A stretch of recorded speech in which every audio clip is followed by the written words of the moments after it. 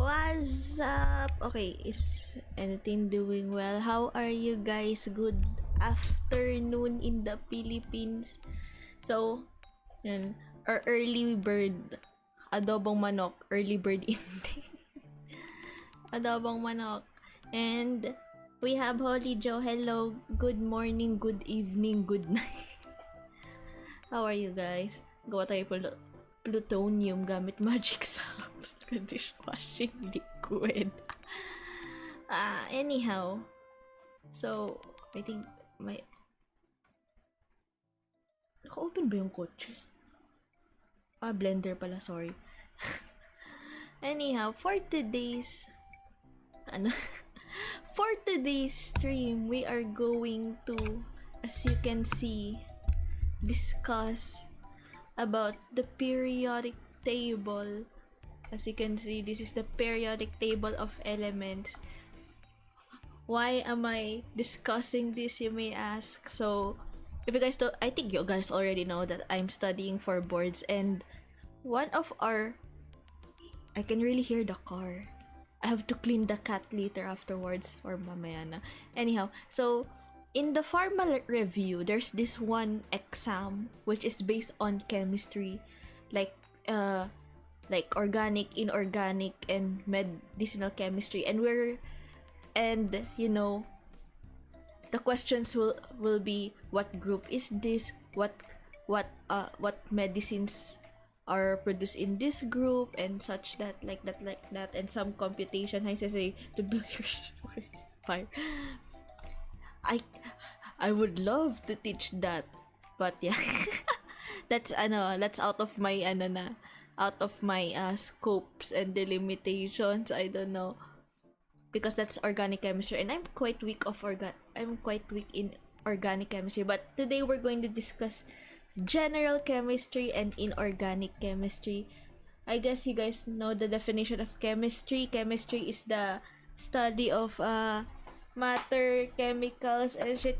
Dala ko yung libro ko. Wait lang. Kasi syempre, we need some reference. Yeah, it's the study of matter, properties, and the change it undergoes. That's the definition of chemistry. But there are many branches of chemistry. In our case, we have hold up. We have potek sa paano ba to? Yan.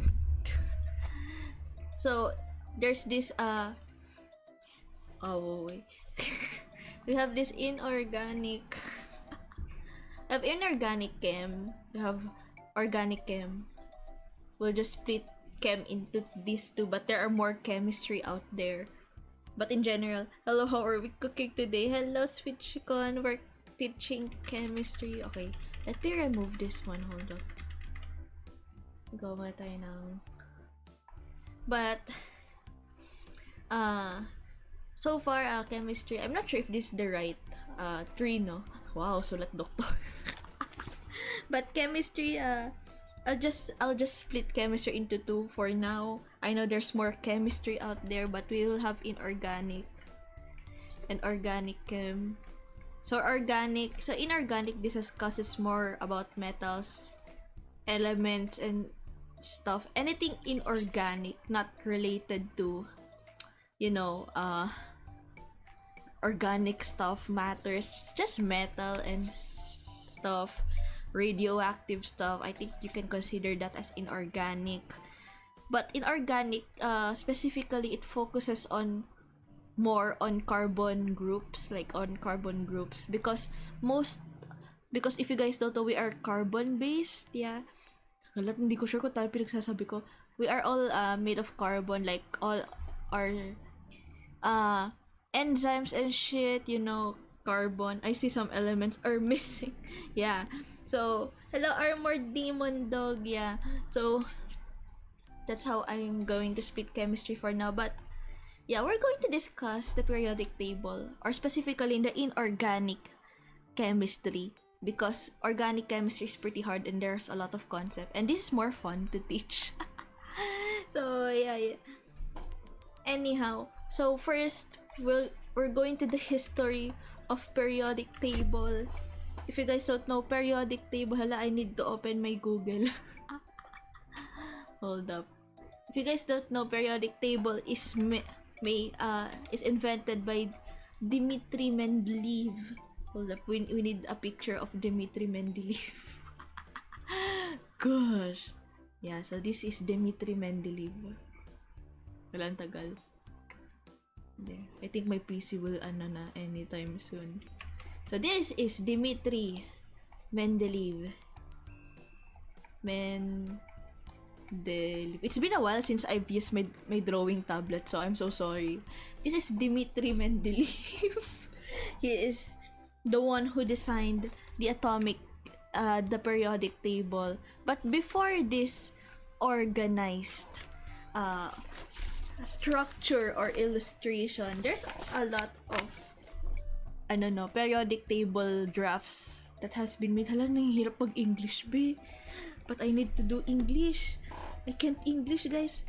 First, we have this dude. We have Antoine Laurent Lavoisier. We have this guy. Ang bagal! We have this guy. Look at him.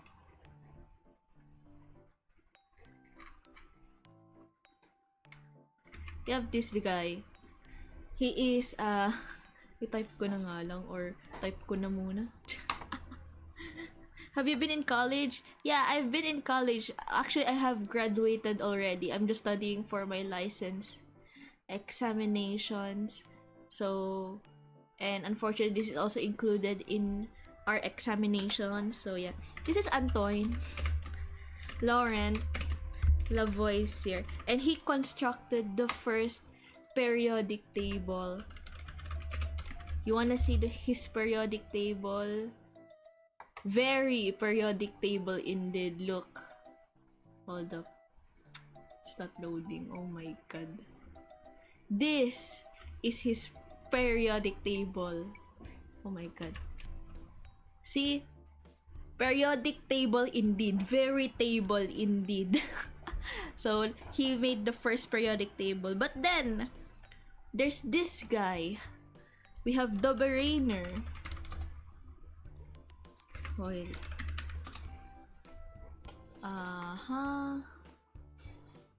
There we go. We have Johann Wolfgang Dobereiner. And this dude constructed the periodic table as triads. As you can see, we have the first 3 elements of group 1 alkali metal. So, lithium, sodium, potassium, then calcium, strontium, barium, chlorine, iodine, bromine. These are the halogens, and this is silicon, technetium, selenium. Yeah. So this is his first this is his periodic table. So he made triad based on their same properties. They have same properties. Oh well, triad. Oh well, triad. Oh well, triad. So yeah. Then we have Newlands. I love Newland's take on periodic table because it's like interval of 8. So it's based on music law of octaves, no? There. I think we need, this guy. Copy. Paste. So there, we have Newlands. So he made a periodic table and divide and group the elements into 8. As you can see, 1, 2, 3, 4, 5, 6, 7, 8. So yeah, based on octaves of music, because ewan ko, his trip niya lang. Remember my organic chem class din pala kami nung musik ginagay pag-form vitamins and ano when started sa macro and micro elements. Yes, exactly. Gosh, and you have the structures, the lipids, the carbohydrates, the carbohydrates like this. This is 1, 2, 3, 4, 5, 6. I think there's CHO something there. Then we have OH, OH, OH, OH there. We have this is one. This is like that. No, OH, OH, OH, OH, like that. That's carbohydrates. I use power of element of light and heat. Oh my gosh. Oh, it's H. Yeah. This is carbohydrates. I'm not sure if I did it right though. But that's how it is. Or you can do like this one. Carbohydrates like that. This is fisherman something. This is, I forgot the term for this one. Oh my god, I need to revisit my org chem. Anyhow, this is Newland's periodic table. Then we have Mayer and Mendeleev, as you can see. And what's interesting about Mendeleev's periodic table, hold up, delete. If you guys don't know, Mendeleev's periodic table is not complete. This is periodic table.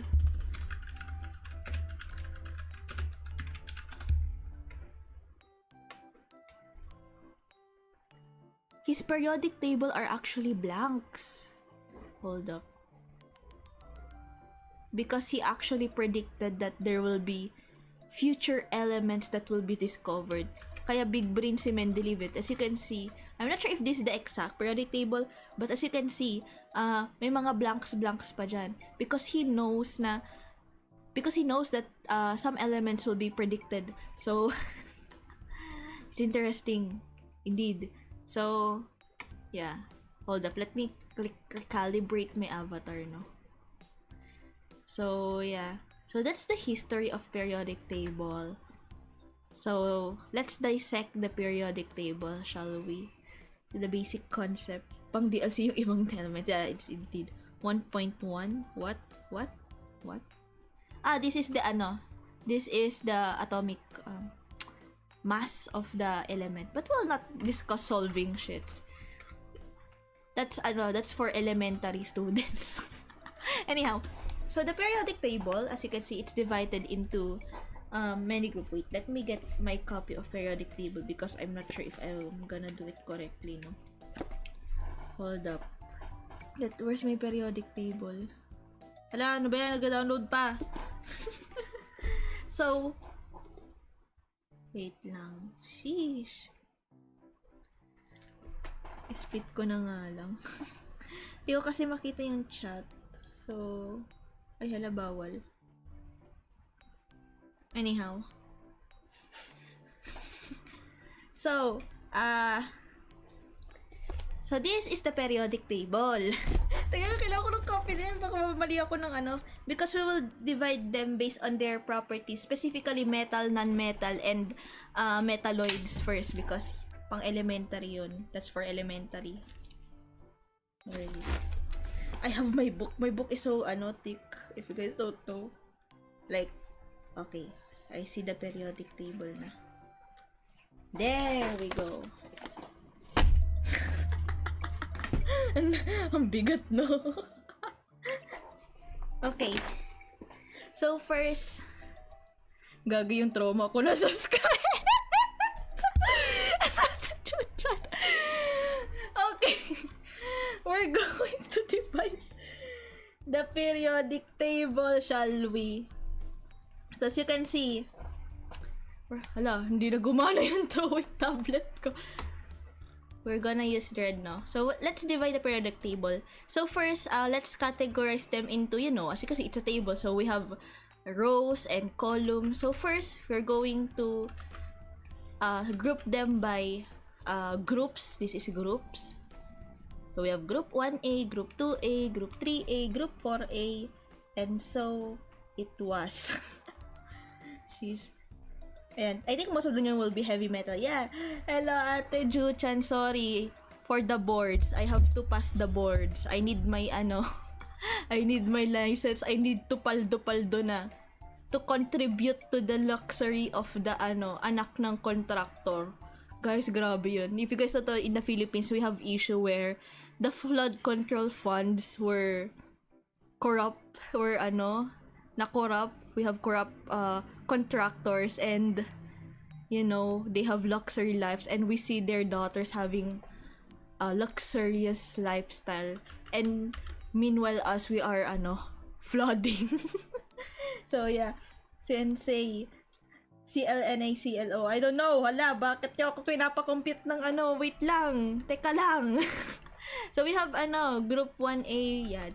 So when it's downwards or like this is vertical, right? Vertical is group. Horizontal, those were periods. I'm not sure what's the use of periods though. I think it's something to do with the SPDF, yeah, like that. I forgot. Oh my god, I need Red Jacks right now, but he's currently on lecture. Wala tigre pa yung titibo lang sa base. Yeah. So you can see, so these are periods, these are groups. But to make things easier, no, we will discuss the periodic table by groups because ewan ko, yun yung kailangan eh. If you guys don't, I think that's on grade 7. The how do we memorize periodic table. The table of periodic table. There's hydrogen and helium, lithium, beryllium, boron, carbon everywhere, nitrogen, oxygen, breathe. If you guys don't know that song, yeah, that's how we memorize the periodic table first. I remember grade 7, we have to memorize all of them, and the teacher will have flashcard like BA. What is BA? It's barium, like that. But in college, we have to discuss every properties of these elements that we will be discussing later on. So let's divide it more. So we discussed the vague one like that. So now we will discuss the shucks, medyo colorblind ako. I'm not sure kung na-describe ko, no. Hatiin natin. Nasaan yung kailangan ko ng opacity.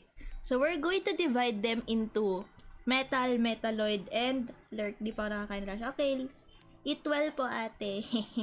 So we're going to divide them into metal and yan.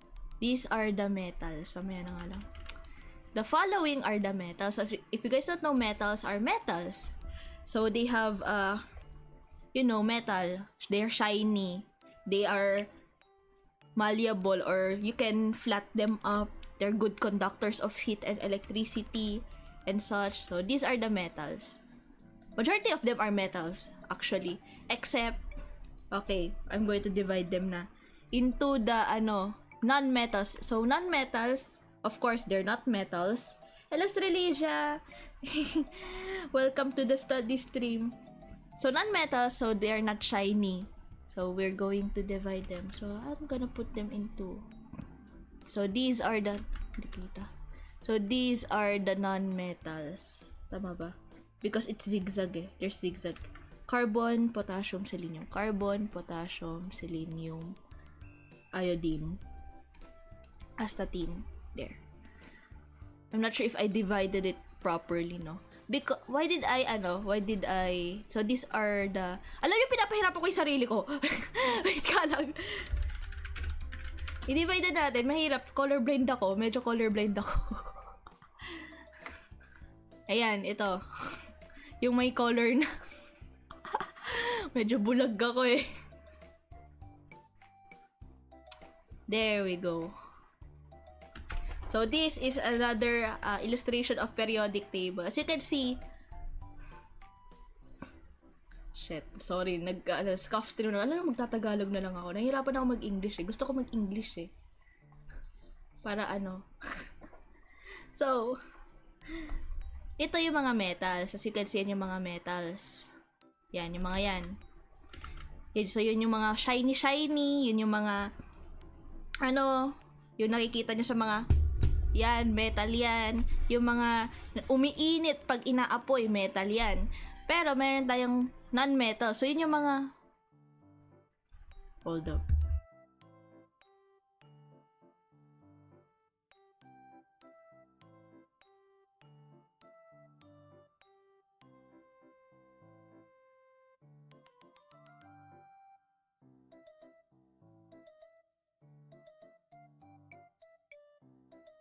Lunch na palaga ako. Pinapakain ko na nanay ko. Wait lang, guys. Natawag ko na nanay ka, kumain na daw ako ng lunch. Ba't kasi ngayon lang magla-lunch? Just go. Anyhow, so yun nga, we have non-carbon. So yung non-carbon, of course, hindi sila carbon. So, they're brittle. Ay, matigas pa rin naman sila. Non-carbon, non-metal. So, yung non-metal, as you all know, matigas. Ito non-metal. Metal and non-metal. Non-metal, medyo brittle sila. So, mabilis silang, parang powder. Alam mo yun, parang powder. Medyo mabilis sila. Hindi sila brittle yun. So, ayun. So, ito yung non-metals. Ayan, as you can see. Yan, basta yung mga yan, non-metal yan. Including helium pala. Kasi, hydrogen. Kasi hindi naman yan metal eh. Yan yung mga non-metal. And meron tayong nasa gitna. Interesting. What is this? This is metalloids. Iba yung Mohs scale. Mohs scale is about hardness of an object. Ang pinaka-hard is yung diamond, which is 10. Mohs ba yun? Or Morse? Yun, alam ko. Yan. Do you take hectares, Maru? What is hectares? Hello, Moon. So, wait lang. Tama ba yung description? Kung metalloids have mixed properties, no? They have both properties of metal and non-metal, such as boron, silicon, germanium, that is AS, arsenic? I'm not sure. SB is tin, and ay hindi, bobo, antimony. T is technetium. Yun. So these are the metal. And the following, these are the trends. So, I think we'll not discuss the trends because that's too, that's too, na yan. Okay. Let's start na sa periodic table. I think mayroon pang isa pang may isa pang groups, no? Mayroon tayong group A. As you can see, mayroon tayong mga yan, no? Group A. Mayroon tayong group A, group 2A, group 3A, 4A, 5A, 6A, 7A, 8A. So, yung mga group A, yan yung mga tinatawag natin na representative elements. Kasi, sila yung parang nakastick sa properties sila. All my homies love ko. So, So, ayun nga. So, ang representative elements, yung mga blue na yan yung mga representative elements. So, ano ba ang representative element? So, representative elements, as you can see, sila yung mga representative ng mga certain property. Kasi each group, may mga iba't ibang property yan. Kunyari, ito known for having one valence electron. Yung one valence electron, kasi ito yung atom, no? Yun yung atom. So, mayroon tayong nucleus. Andyan yung... Nucleus ba? Oo. Andyan yung proton and neutron. Ito yung mga electron. Electron yung mga in charge sa pagbabonding nila. Kasi may mga... syempre, may mga elements na magkakasama, dumidikit. Yung mga electrons ang... yan. So, for example, itong group 1, sila may isang valence electron. Group 2, may valence electron. 3 yung valence electron. 4 yung valence electron, and so on and so forth. Speaking of valence electron, para maging stable ang isang element, is dapat 8 ang kanilang valence electron. Hence, itong group na to, sila yung noble gases. Sila yung may stable na, sorry guys, I'm just yapping about the periodic table na. Tapos, ayan. Yan na yung mga stable sila. So, paano tong mga to? Hindi sila stable? Oo, hindi sila stable. Parang ako, joke lang. Pero, may mga paraan para maging stable sila. For example, sodium, NaCl, sodium chloride. Yan, nakikita natin yan. Table salt, nakikita natin yan everywhere. Sa dextrose, pwede yan. Nakikita yan, NSS solution. Sa kusina, nakikita yan. Sodium na all may kabonding. Oo. Ayan. Paano sila nagiging stable? Sabi ko nga, group 1A yan. So, meron siyang isang valence electron. Si chlorine, merong 7 na valence electron. So, 1 plus 7 equals 8. So, stable na sila. Yehey! Pero hindi sila, stable yung sa kabayo. Ayan, oh my god. So, yun lang naman. So, meron tayong representative elements. Sila kasi yung medyo consistent sa properties. Ito yung transition elements, no? Ito yung transition elements. Ito na yung mga nandyan sa gitna. Sila na yung medyo maraming chaotic shit. Ayun. Yan na yung mga medyo chaotic shit. As you can see, ito na yung mga medyo radioactive. Yung mga yan. Radioactive na yung mga yan. Ayun. Gusto ko i-discuss yung nuclear chemistry, pero hindi na importante yun. That's only for horses still in love. Oo. Okay. Magla-lunch pa muna ako kasi nakatuloy na yung stream eh. Kaso kasi sinigang yung ulam. Sinigang na hipon.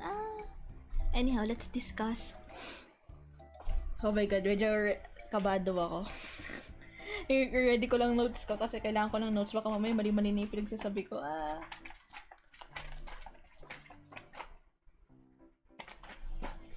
Kasi syempre kailangan kong kailangan ko ng matinding reference.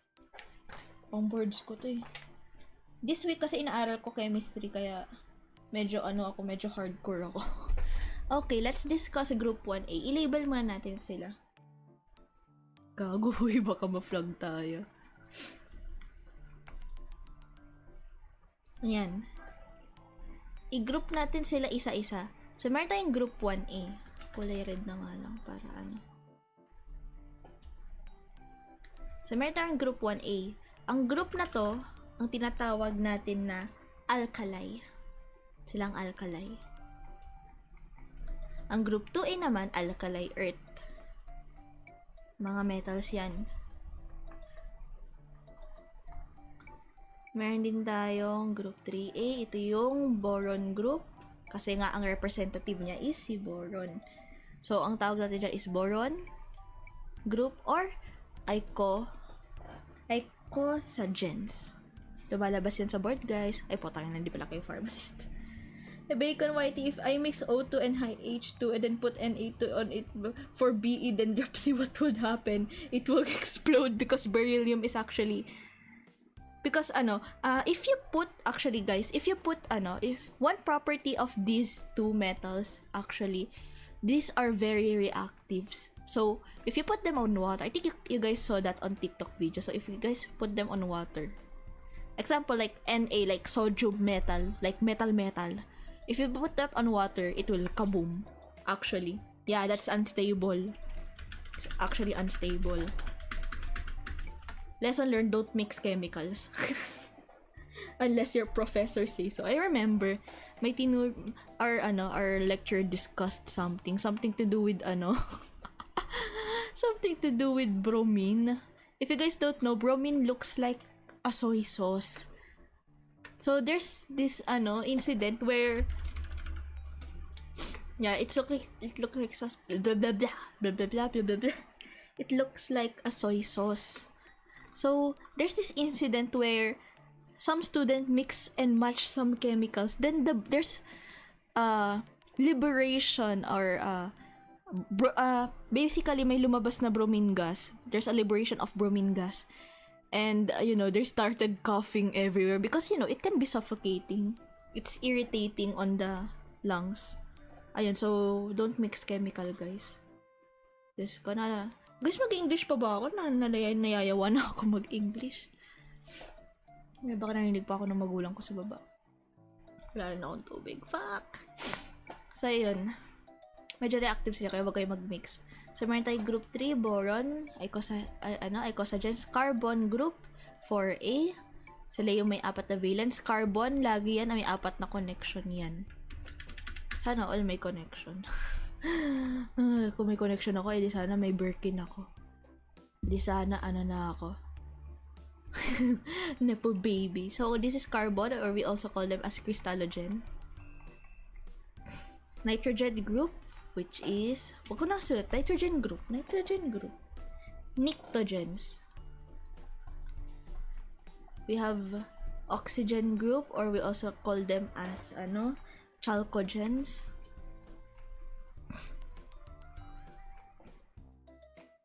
What? Ba't may nabasa ng bomb? What that means I made a bomb, can I use it on my roommate? No, don't!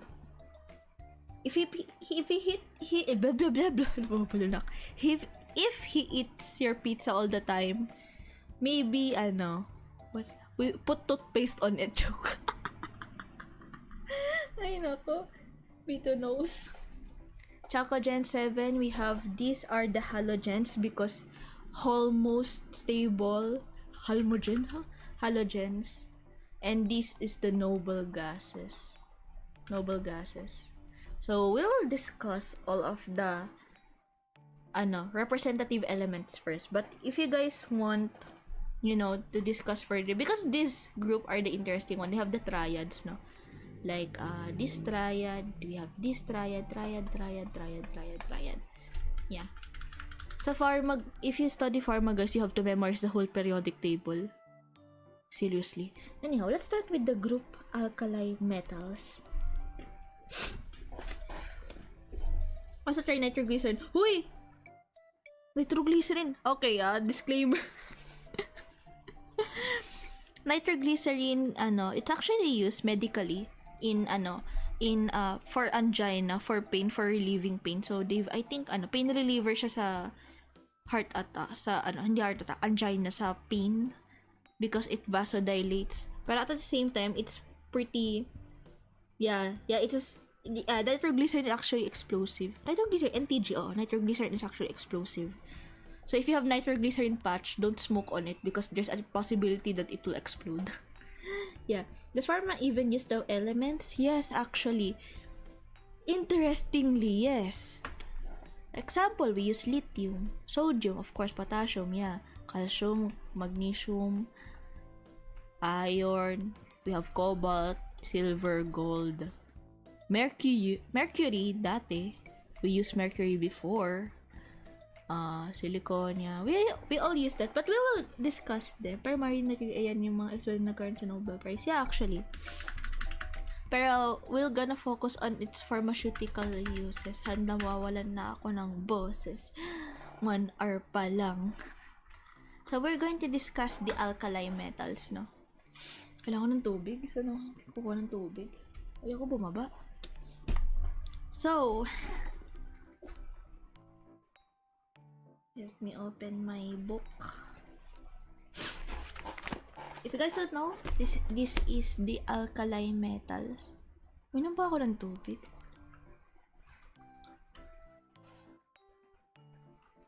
Ayan, these are the alkali metals. So, we have hydrogen, we have lithium, we have sodium. Divide natin yan. Ayan. Wow, very,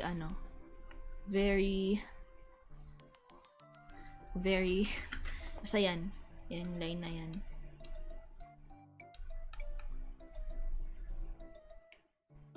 Kalitan natin. Tapos, ayan. This is the alkali metal. Mukhang lang naman. Yung polonium, masarap ba? Hindi. Okay, yung alkali metal, ito yung pinaka-reactive na group sa kanilang lahat. Kaya nga kung nakikita niyo sa TikTok videos, kung nilagay nila sa tubig, sumasabog sila. Tagal ko na ngayon. Medyo So, let's start with hydrogen.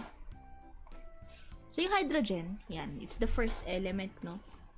Siya yung nakikita sa mga, sa tubig. Yan, nakikita yan. Water and such. Tinatawag siyang inflammable air. If on chip kaboom bata for sila, gago. Ayan. So, hydrogen is called an inflammable air. No? Inflammable air. Hindi pala yan metal kahit nasa group siya ng mga metal. Inflammable air siya. Tapos siya yung lightest element. Siya yung pinakamagaan na element sa buong periodic table. As you can see, yung atomic mass niya is 1 lang. So, siya yung pinaka-light. Tapos, pinaproduce siya using, yes, we produce stuff, Lane and Messerschmitt. Oh my god, ayoko niyang ganitong process. Yan yung mga process na ginagawa ni hydrogen. Tapos, ayun, ano ba yung mga purpose ng hydrogen? Pwede rin siyang gawin for inflation ng balloon, parang helium. Kasi ginagamit siya sa, production of oil, metal production, hydrogen reaction, and such. Ayan. And ginagamit siya sa mga chromatography. Ayan, yun yung use ng most of elements kasi sa hydrogen fusion. Yeah, exactly. Ayun. At siya yung pinaka-abundant na element sa buong universe. Pangalawa dyan is si lithium. Ano ba? Lithium. Yeah, most abundant siya. Ito yung most abundant. Siya yung second most abundant, si lithium. Lithium is actually interesting kasi siya yung ginagamit as treatment for bipolar. We have lithium carbonate or litcab. Ginagamit siya for saan po gawang atom? Ayun. Ayan. Possible nga Hydrogen, ayan hydrogen. It can also use for balloon. Kaya nga magkapatid na si hydrogen pati si helium. Anyhow. So, nilalagay pala to sa red gas. Red cylinder. Kasi may mga gas na nasa cylinder ko na yung pinakasikat, yung green na cylinder which is oxygen. So, ayun. So, yan yung hydrogen. Yan, ginagamit yan overall. Dyan din galing yung mga stars. Yan yung element na kauna-unahang element. I'm not sure, yeah. Oh, by the way, may mga isotopes din pala siya. Mayroon tayong tinatawag na hard, heavy water. Deuteronium, which is H something 2. HD2O. Basta, ayan, dalawa. Mamaya na yan. Skyflix. Lithium. So, lithium, kung alam niyo yung word na lithosphere. Lithosphere is yung earth, yung earth. So, lithium came from the word lithos, which is earth. So, siya yung, sabi ko nga, siya yung second most abundant. Siya yung second most abundant na element. Tapos yun nga, sabi ko nga sa inyo guys, ginagamit siya for bipolar disorder. Mayroon tayong tinatawag na litcab. Pero, ayan, litcab, lithium carbonate, and such. And yes, ginagamit din siya sa battery. But we're not going to discuss that. Ayan. Yan, lithium. Tapos, tawag dito. May mga kasi, may properties kasi tong metals na to, pag nilalagay sa apoy. So, pag nilagay mo sa apoy si lithium, magiging carmine red siya. Didiscuss ko pa ba yun? Pero, yeah. Sodium. I-blue ko na nga lang para mas okay. Guys, sorry kung medyo may yapping lang to. Sodium yan, sikat na sikat yan. Sa mga yun. Siya yung primary extracellular cation. Siya yung primary na cation. Tapos yung pangalawa dyan, piso. Tapos yung pangalawa is extracellular. Kasi sa pharma, meron tayong tinatawag na piso and mico sa cells. Ang sinasabi lang dito, kunyari sa cells, or I don't know, sa may ganyan na box, maraming potassium inside. Maraming potassium inside. Maraming sodium outside. Sa mico naman, maraming magnesium inside. Maraming calcium outside. Pero hindi ko yan i-discuss kasi hindi naman importante. Kasi chemistry lang naman i-discuss natin. Pero yun ang context lang yan. Well, yan. We have sodium. Yan. Favorite to ng tubig, guys. Kaya, ayun, pag marami kang sodium sa katawan, marami kang tubig. So, yan yung tinatawag na nagmamanas ka, so nagsuswell yung body mo. Kaya meron tayong mga gamot na pampaihi para malabas mo yung mga sodium, malabas din yung tubig. Ayun. Tapos sa flame test, kulay yellow siya. Ayan. Tapos maraming derivatives ang sodium. So, yan, medically speaking, marami yan use ang sodium. Meron tayong sodium chloride, ayan, yung table salt. Hindi lang yan nilalagay sa mga pagkain. Ginagamit din siya for, nasal spray. Yung, alam niyo yung nasal spray. Ano na yung brand nun? Nasospray? Nasospray ata. Para malabas yung, para malabas yung mga sipon and shit.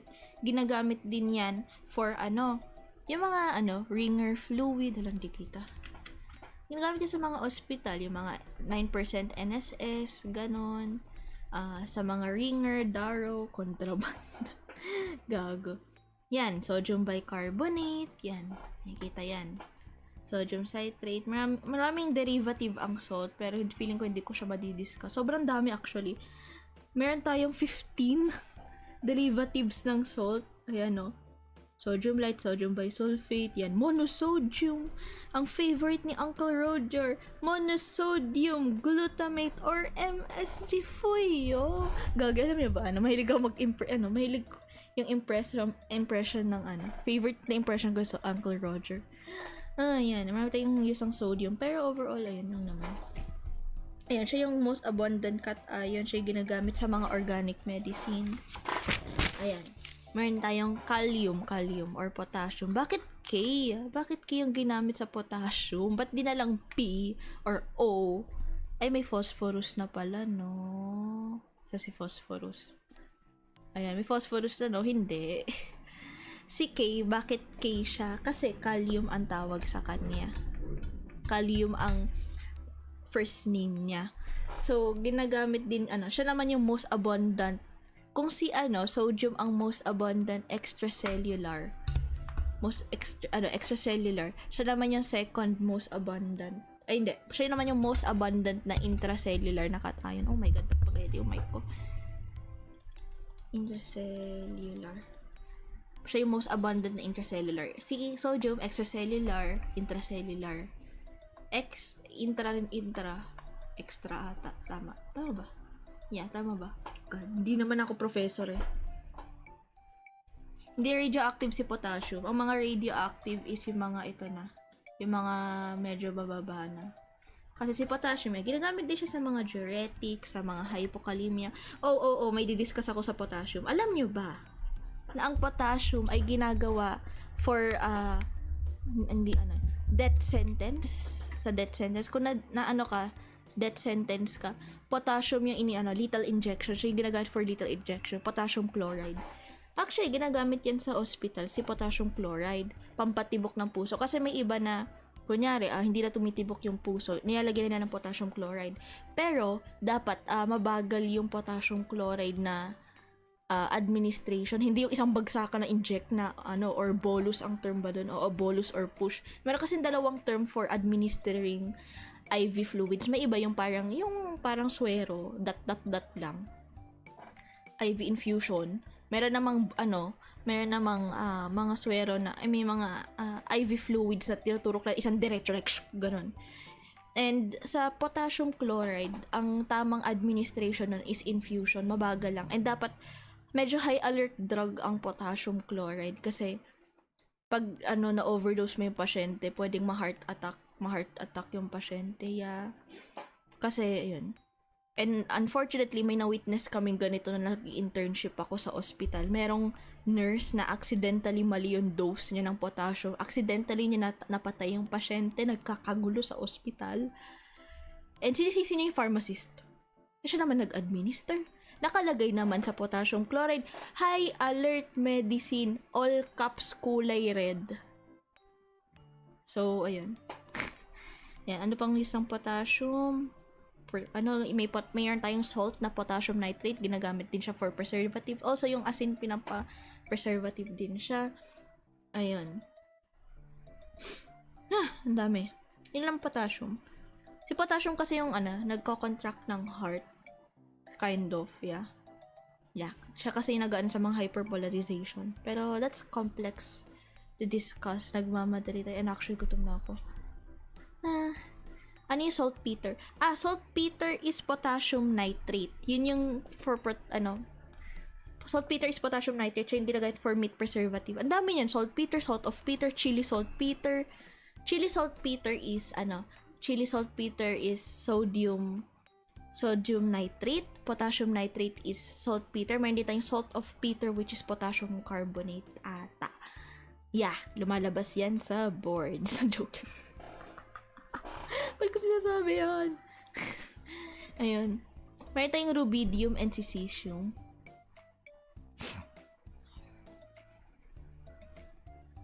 Ayan na, medyo na tayo, nagiging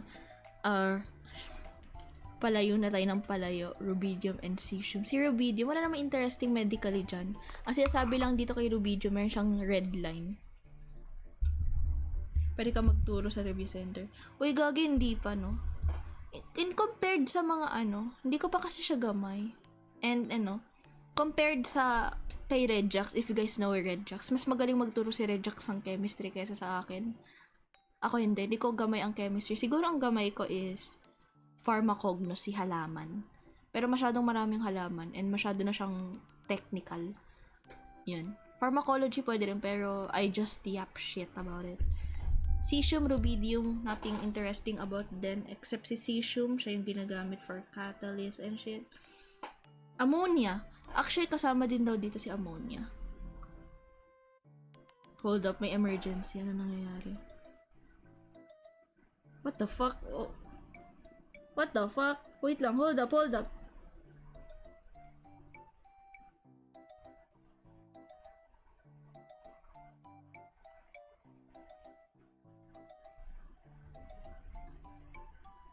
Sorry guys, nagka-emergency.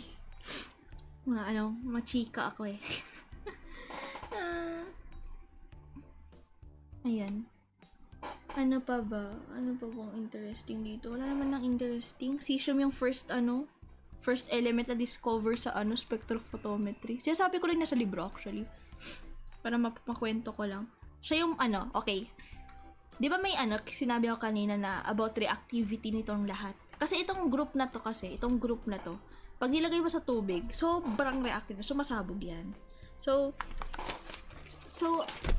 pag pababa kasi ng pababa yan, mas nagiging active yan. So, habang pababa ng pababa yan, mas nagiging reactive yan. So, mas unstable siya. Hero! Ayan. So, ayan. So, si cesium, siya ang pinaka-reactive pag nilagay sa tubig. Siya rin yung ginagamit sa atomic clocks. Yan. So, pag nilagay sa tubig, kaboom. Wala na. Sabog na yan. So, yun yung for sodium. Hindi ko din-discuss masyado yung mga salts niya kasi sobrang dami. Pero if you guys want to, okay lang. Start tayo sa beryllium naman. Sa beryllium tayo. Oh, by the way, para maalala, kasi mini-memory sa pharma to, no? Yung mga elements per group. So, para maalala ko to, halika na ruby sis for real. Doon ko naaalala yan. Halika na ruby sis for real. Kasi sa boards yata tanong yan, the following are included in the alkali group except ganon. Kasi nagkakalituhan to, alkali and alkali earth. Bakit ba nga ba alkali earth tong isa? Ano bang pinagkaiba niyan? Ano bang meron dyan? Tingnan natin. So si alkali earth, ayan. Let's start sa beryllium, no? Beryllium is the most toxic element or metal. Siya yung most toxic. Yan, ilalagay sa ilason. Toxic yan. Sobrang toxic niyan.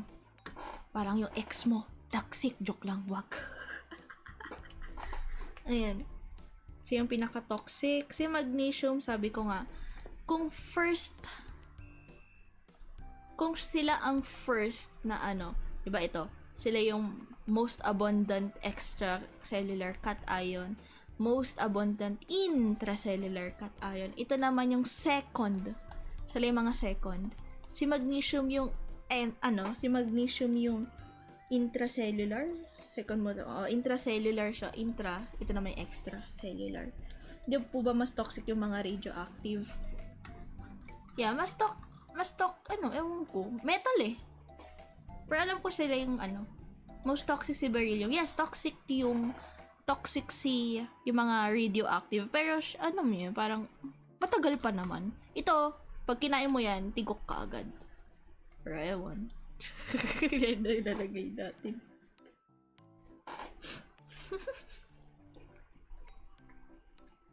Hindi ko alam nagsasabi ko na honestly.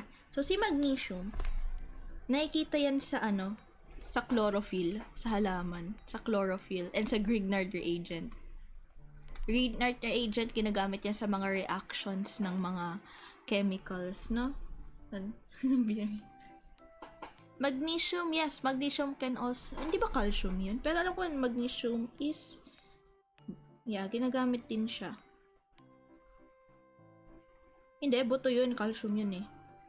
Magnesium is nakikita siya sa okay, siya yung lightest element na kung lightest element si hydrogen sa mga metal, sa mga hydrogen, sa metal naman. Okay, sa buong periodic table, ang lightest element is si hydrogen, as you can see, 1 yung niya. Pero sa mga metal, siya yung lightest, si magnesium. Kasi magnesium, ginagamit siya for fireworks. Yan. Ang kulay niya is ano bang kulay ng magnesium? Hindi ko na alam. Ginagamit siya for fireworks. Ayan. Tapos, alam nyo ba? Calcium yun. Kasi alam mo kung ang... wag kang... Oh, by the way, guys. Lithium nga. Lightest metal si lithium. Ano ba sinabi ko? Lightest structurally important pala. Sorry. Nagkalato? Thank you, Angela. Lightest structural... Okay. Si hydrogen sa buong periodic table. Sa periodic table. Si lithium sa mga metal. Si magnesium, sa structurally important, so mga biological shit na. Structurally important. Yeah, essential. Yun yung sinasabi ni Angela. Thank you, be. Ayan. By the way, guys, alam nyo bang may side effect ang magnesium? Kasi ang magnesium, I think, narinig nyo na yan, magnesium carbonate sa mga antacid, yung mga pakipakete, magnesium carbonate, magnesium oxide, magnesium hydroxide, mga antacids, no? Si magnesium kasi, ginagamit yan sa mga antacids. Alam nyo ba, guys, pag sobrang magnesium, pag marami kayong magnesium kayo ng magnesium, kayo'y magtatae at magtatae. Yan ang side effect ni magnesium, guys. Pampatae. Okay? Matatay kayo dyan, guys. So, ayun. When it comes sa mga bones, syempre, mas ano pa rin yung calcium. Pero honestly, ayan. Honestly, lahat naman ng vitamins kailangan ng bones. Vitamin D, magnesium, calcium. Pero calcium kasi yung nakikita talaga sa bones, guys. Hydroxyapatite. Hydroxyapatite yung nandun sa kanya. Kasi magnesium, ginagamit din siya sa universal antidote, yung kasama niya na activated charcoal and such. Ayun. Anyhow. Tawag dito. Yan yung si magnesium. Ano pa bang important ko na? Binabasa ko lang yung notes ko. Basta si magnesium, ginagamit siya for ano. God, gutom na ako. Anyhow, let's start kay calcium. Ito na yung nakikita nating element sa buto. Siya yung component sa buto. Siya yung ginagamit for osteoporosis. Example, calcium carbonate. Yan yung ginagamit for osteoporosis. Ginagamit din si calcium as antacid. Actually, itong mga metal, magnesium and calcium, magnesium carbonate, magnesium carbonate, ginagamit yan sa mga antacid, yung mga mabilis mag-acid. Ayun, mabilis mag-acid. Yun, ginagamit sila. Siya naman yung second most abundant na extracellular cation. So, si magnesium, ayan nga, no? Siya yung nakikita rin sa mga teeth, sa mga bones. Structurally hydroxyapatite siya. Siya yung nakikita sa mga gypsum, plaster of Paris, at nakikita din siya sa dolomite. Actually, si dolomite, nakikita yan sa si magnesium at calcium, nakikita yan sa dolomite. Kasi ang chemical formula ng dolomite is MgCO3 carbonate, calcium carbonate. Yan yung ni dolomite. Okay? So, yan si calcium. So, ginagamit siya for marami siyang use. Yan, component siya ng bones. Siya rin yung nag-trigger ng neurotransmitter release. Kasi, sa brain kasi natin may mga neurotransmitters and such na kailangan niya ng calcium para malabas. Kunyari, kailangan mo ng norepinephrine, kailangan mo ng calcium para ma-release yun. So, ginagamit siya for trigger of neurotransmitter release. Siya rin ginagamit for clotting factor, specifically number 4. And, ginagamit din siya for cardiac sa mga heart. Yan. Stimulates heart contraction. Siguro ang isang gamot na parang nakabase sa mechanism din ni calcium kahit papaano is si digoxin. Si digoxin kasi known as Na sodium potassium ATPase inhibitor siya. So, ini-inhibit niya si sodium potassium. Tapos si calcium tataas sa heart. So, ganun. Gosh, tama ba pinagsasabi ko? Yeah, I'm guarantee may reference book ako just in case. Strontium. Yan, ginagamit din yan si fireworks. Ayan. Ano ba? Wait lang. Strontium ginagamit yan sa fireworks as well. Ayan. Yellow metal siya, ginagamit siya for for mga alam bang kulay ng strontium? Kulay red siya. Kulay red yan.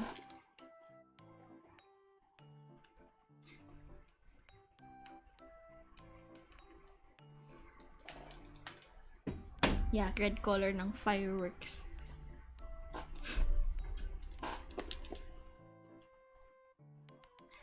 Okay, ano next natin? Strontium, barium. Okay, barium is actually interesting kasi may toxicity. Mahilig ako sa mga toxic shit.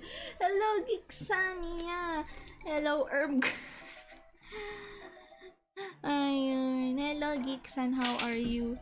We're discussing about the periodic table, but on general terms only. Those interesting facts only. So you guys don't know, strontium, it produces red fireworks. And then we have, ay, ano sa strontium? This is strontium. And red fireworks. Aray ko. And we have barium, which produces green fireworks. So one interesting fact about time to enter sa guys is my birthday today. Switchcon, hala, birthday mo pala. Why didn't you tell us? Happy birthday, Switchcon. Ay nako, why didn't tell us? Anyhow, guys, my day off so good. Nice one. So barium is actually used as a radio opaque agent. So by means of radio opaque, so in X-ray ginagamit, it's used as radio opaque, so you can easily see. My sister's crying. I don't know what's happening. Yeah. It's a radio opaque element, which means if you have an X-ray, it's like an indicator. You're like, okay, this is, we need black. This is black. So radio opaque means, for example, this is an X-ray. You can see what's important like that. However, barium is a toxic. It causes barytosis. So what is barytosis, no? Let me illustrate. Yan. So you can see, barytosis. So it affects the lungs. Yan, makita siya. Again, barium is a radiopaque. It can be seen. Wait lang. I need a clear image. Ayan, I think this will do na. Charcoal, potassium, possession, so if you want to make gunpowder.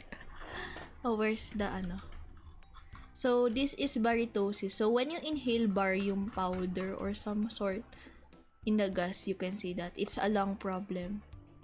But you can treat it using Epsom salt or magnesium heptahydrated magnesium. Yeah, so this is barytosis. It's toxic. Then we have radium. Okay, fun fact. Actually, this is medyo conflicting to si radium. Radium, if you guys don't know, was discovered by Marie Curie, who discovered a lot of radioactive elements. In my reference, radium is the second radioactive discovered. Is the second radioactive element that has been discovered. And polonium is the first. Where's polonium? Yeah, this is the first.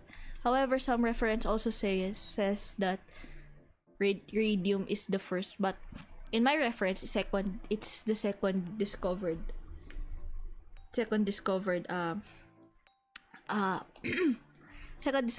radioactive element, and it can be used for cancer radiotherapy then as well.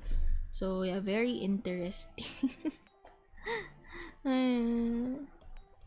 Polonium, yeah, it can also be used for paints. Okay, anyhow, so these are the alkali earth, no? So sa alkali earth, the way I memorized it is, for example, in alkali, Licana ruby, cis for real. This one, the way I memorize alkali earth is, and baka magsarabe. Baka magsarabe. Ayan, yan yung tinatawag natin na alkali earth. Yeah, that's actually a fact, yung watch dials, yung radium girls. Kasi, how did they digest radium? Kasi yung watch painting, hands painting is very delicate. It's very delicate. So if you want to paint something thin, Well, for example, kayo, di ba pag, if you put a thread on a needle, you you put it on the mouth, you like, blah, blah, blah, blah. Basically, you just, you use your saliva and your mouth to thin the threads. That's what radium girls do when they're painting the watch. Of course, they have the brush, they blah blah blah blah blah, the brush on their lips, then use the paint, then they paint, then they blah blah blah the paint brush on their mouth. I need to illustrate it. You're trying to become a so makes sense to learn the periodic table. Yeah, exactly. Yeah, and that's toxic. So don't put radium on your mouth, guys. I can't illustrate. They just put it on their mouth, like blah blah blah, like that. Blah blah blah. You guys know. Next, alkali, radium girls. Yeah, it's tragic. Let's go to the boron group na. Boron group is actually used for for antiseptic sa eyes. They're used for the eyes. If you have an infection, like a bad. That sounds so wrong, Geek-san.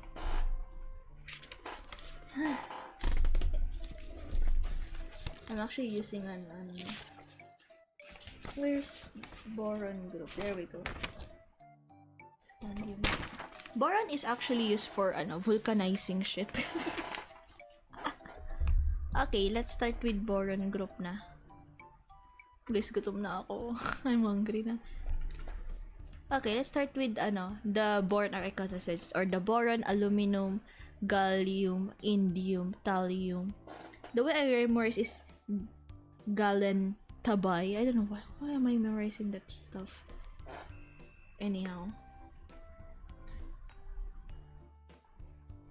So, boron is actually used for vulcanizing rubber. It was also used for eye drops, like borates, the borates. Yeah, you put them on your eyes. Hold up.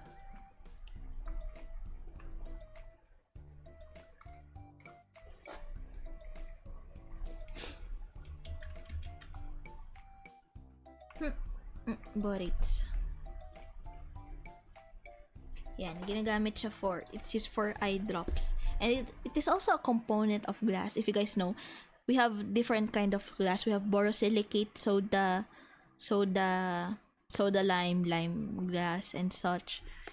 Boron is used for making borosilicate glass, those Pyrex glass, if you guys know. Yan. Boron is also used for laundry and cleaning, specifically the sodium tetraborate. Then we have aluminum. Aluminum. I think you guys already know aluminum. The aluminum foil. It is the third most abundant element on the Earth crust, interestingly. If you guys don't know, aluminum is actually used for burns. It is used for burns, if you guys don't know. Yeah, it's interesting. So if you have burn, you just put aluminum foil on it. That's why I like that's what I like about aluminum. Is boron related to the product borax? Yes, indeed. Boron is related to borax. Borax is also known as sodium tetraborate. Yeah. Borax is used for making slimes, if I remember. So yeah, aluminum, yeah, it's the third most abundant element. Yeah. And it can be used for okay, another purpose of aluminum, it's used for deodorants. It specifically the aluminum the alum or tawas. It is used as a deodorant, antiperspirant. It is also used as astringent. And it is also used as an antacid if you have like high acidity, aluminum hydroxide. Yeah, we use aluminum as well. However, unfortunately, if you guys know, if magnesium's toxicity, if you intake a lot of magnesium, it will cause diarrhea or magtatae. Meanwhile, aluminum causes constipation. So if you ingest a lot of aluminum, like for example, aluminum hydroxide, like antacids, Kremil S, I think Kremil S. Is Kremil S aluminum? I'm not sure. Angela, double check. Yeah, it causes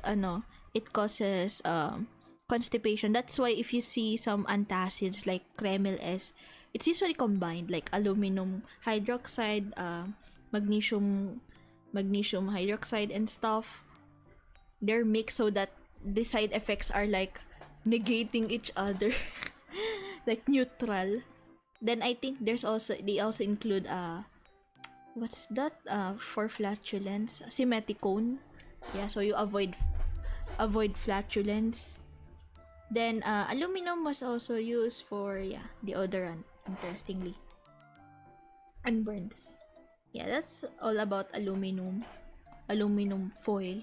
Gallium, yeah, it's just for ano bang pharmaceutical purpose ng gallium. Yeah, so it's used for burns, antacid. Yan. Combined yung Kreml S, yeah.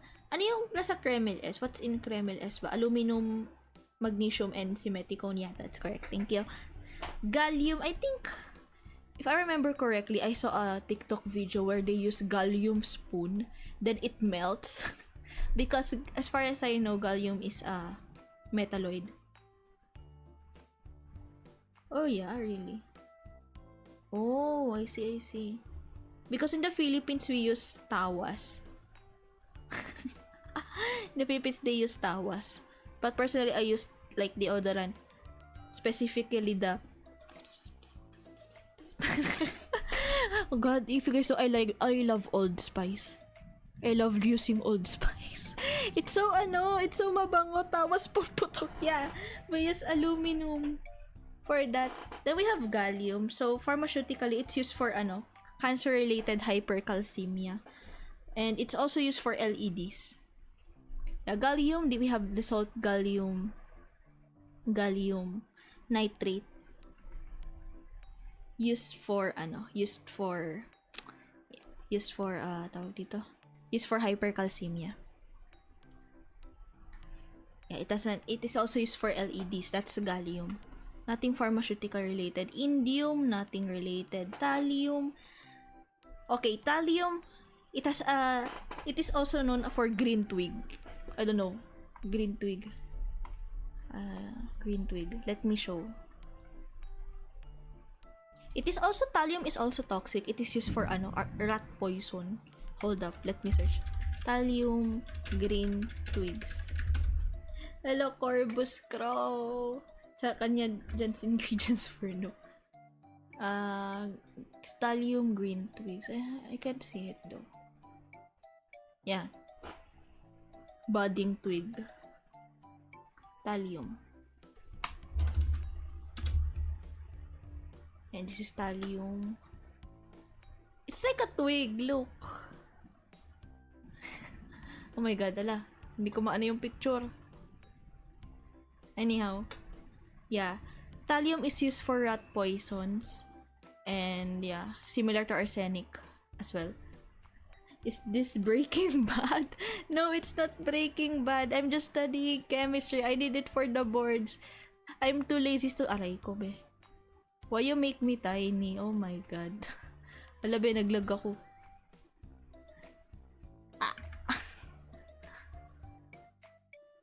Hindi ako nakita. Ay, yawi. Hala. Yeah. Because in pharma review, you have to study for the periodic table. Like all the elements and all their properties, all their medicinal purposes. So I'm studying.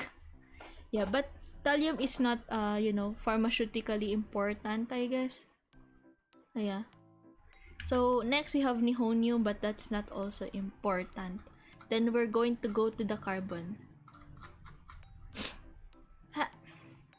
Aray. I wanna make quiz about I might create something related to Walter White product. First, you need sodium by joke lang. Joke lang po. Gaga. Siguro if I maybe if I study organic chemistry, I might as well discuss stuff. There we go.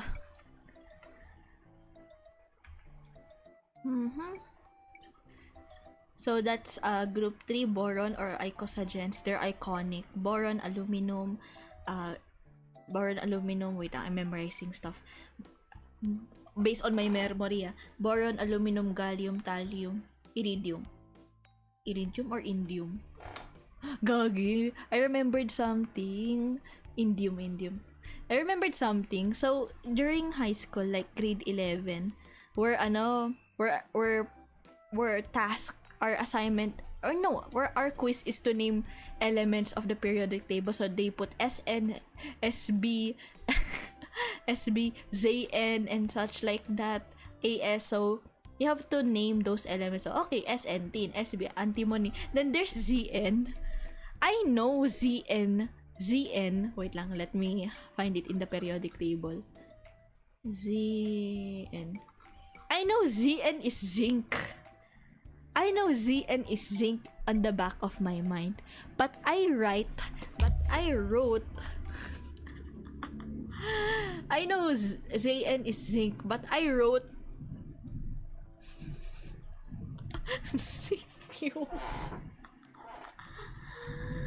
Zinium, be! Sinulat ko, I wrote Zinium. I invented another element. And interestingly, many of us also have that mistake. We all wrote Zinium. Mandela effect. Ay, nako. Ay, na. Hindi pa rin na get over doon. Zinium. Zinium. Yeah, but that's not Zinium. It's zinc. Oh, fun fact. Mamaya na. May interesting fact sa... May interesting fact sa zinc. Okay, sabihin ko na nga kasi makulit ako eh. Alam niyo yung gamot na Conversely? Alam niyo yung gamot na Conversely? Let me show it. Hindi to sponsored ah.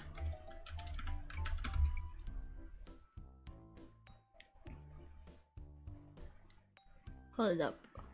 Hala, ba't nandito si Gagi. Nag-advertise na ako ng gamot. Pero guys, alam niyo yung Conversely yan. Ito yung Conversely. Fun fact about Conversely. Bakit Conversely ang name niya?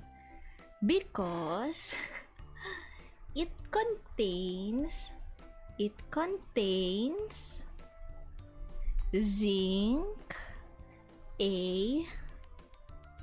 C, E.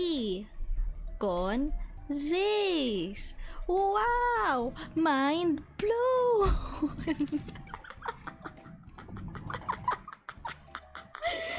Until now, I love this fact. That's how we name a lot of medicines. I remember there's this medicine which is used for avoiding vomiting, nausea and vomiting. And the name of the drug is Sucadont. Sucadont. Wait, let me show it. Sucadont. Eh, wala. Medicine. Wala yung gamot. Generic yun eh. It's a generic brand of medicine and the name is Sucadont. Pepto-Bismol is Bismuth. Yeah, it's Bismuth. That pink slurry. Bismuth. There's other, meron pang kay Bismuth eh. Yan, Conversely. Fun fact about zinc. Ala, carbon dapat tayo eh. Carbon, crystallogens, carbon. I think we all know what carbon is. Hala guys, pwede kuha muna ako ng tubig. Or pwede kain muna ako guys. Shakin ako ng tubig. Saan ako kuha ng tubig? Teka lang. Hold up, I'm gonna get some water.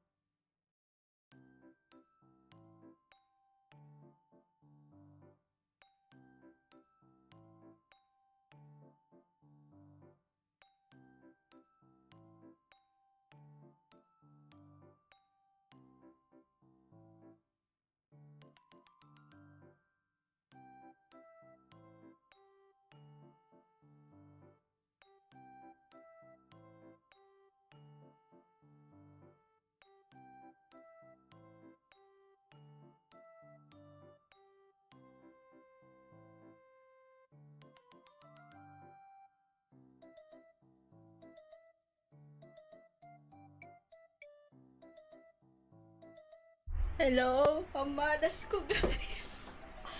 Okay, Bumaba ako.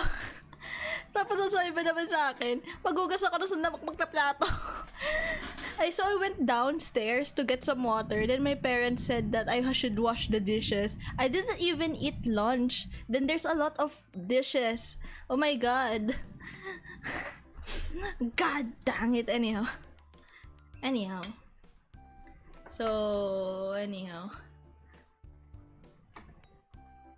Okay. I'm eating cake right now. Gosh. Sorry, gutom na ako, guys. I need my cake. My chocolate cake. Anyhow.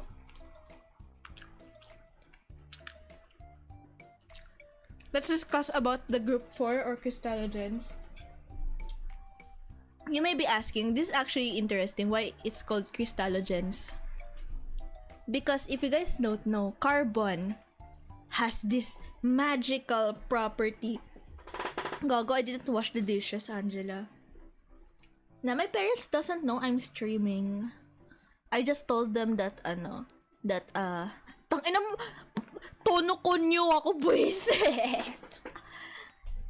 I just told them that I'm chatting with my friends. But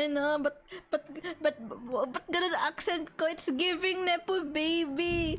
It's giving, but I'm in a politician. But I'm in a political dynasty. Controversial. Gagi. Anyhow. Wait, I'm just eating cake. Oh my god. I love cake from Laguna. There's this certain chocolate cake in Laguna. And my lola brought us some. And I love the chocolate cake. Okay. Carbon have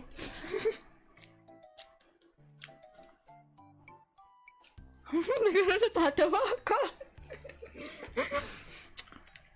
Carbon have this property we call as allotropy.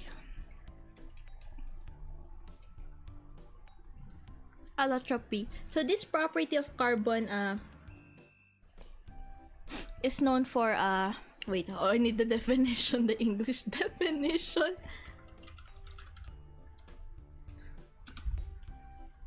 Allotropy, yeah. So allotropy means the existence of two or more different physical forms. So if you guys don't know, carbon can have different forms. So we actually have two allotropes of carbon. We have this, hold up. We have this crystalline, hence crystallogens. Alam, miss ko na si crystalline, Shino. We have crystallogens and amorphous. And I need an illustration for that. Allotropes of carbon. Yeah, that's actually, so if you guys don't know, charcoal, graphite, and diamond are made of carbon. It's just that diamond is made of compressed pressure. It's under the pressure. So yeah, for example, there we go. So see, kasi these are the allotropes of carbon. All of them are made out of carbon, but they are structurally different. Like this. Hold up. There, they have different arrangement and structure. Kasi diamond is packed, graphite is like that, and Buckminster fullerene is like that. Are solid carbons related to the gas as well as carbon monoxide? Yes, they are actually related. We have different types of carbon. We have the wait lang, gas, hold up. Yeah, actually yes. We have carbon dioxide, we have carbon monoxide, we have graphite. Yeah, carbon is everywhere. If you guys don't know, yan, no? Wala guys, we have carbon dioxide, carbon monoxide, and so on and so forth. Ano pa ba? Yun lang naman about carbon. And fun fact, its allotrope diamond is the hardest metal. Hardest mineral known, rather. Ano bang interesting fact about carbon? Hirap lang chocolate cake. And if you guys know, we are also carbon based. So cellular stuff, enzyme stuff, lipids, carbohydrates, we all have carbon. I know, I learned it on Minecraft. Wait lang. I'm eating kasi sak. Ang sarap ng chocolate cake. I love chocolate cake, guys. Sobra. But, the chocolate cake that I love is only from Laguna. I don't eat chocolate cake from Red Ribbon or Goldilocks. I'm very specific with my chocolate cake.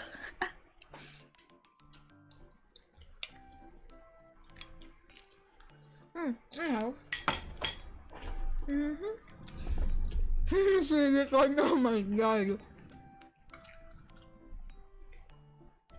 Back in high school, I think we all know that in the YouTube. The only OGs know this. Batang 90s know this. What, huh? The periodic table. Baka makapiright ako eh. The periodic table. Wait, let me. There. If you guys know ASAP Science periodic table song. There's hydrogen and helium, lithium, beryllium, boron, carbon everywhere, nitrogen into the earth and oxygen so you can breathe, and fluorine for your pretty teeth, neon to light up the signs. Ganon. Yeah, if you guys know this, as you can see, it's updated. But back then, it was not updated. I think Angela knows this because we are singing this song for our exam. The image for silicon the image for silicon is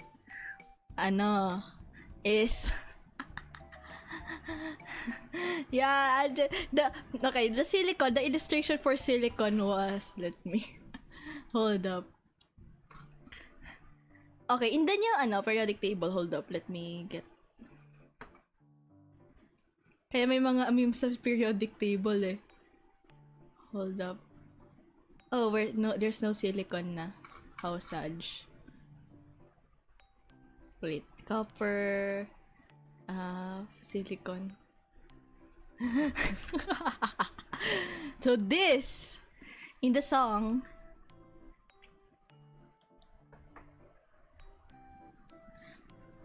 wait lang. So this is the silicon illustration in the periodic table song.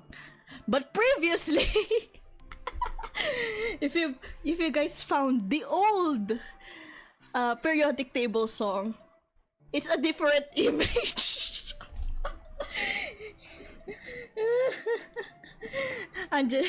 Our Puff Nitro on the part tunog minion. Gago.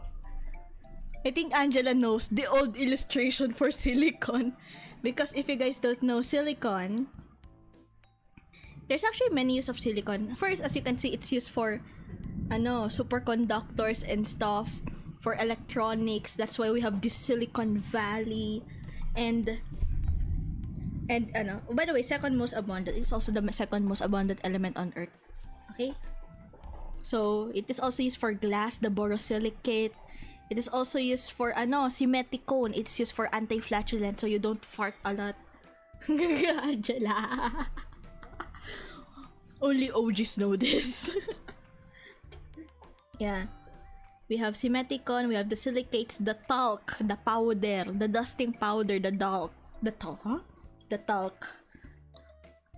It's made of silicon, specifically magnesium silicate. I'm eating. It's so delicious. We also have bentonite, kaolin, and pumice. Kaolin are China clay. It's also a derivative of silicon, specifically aluminum silicates.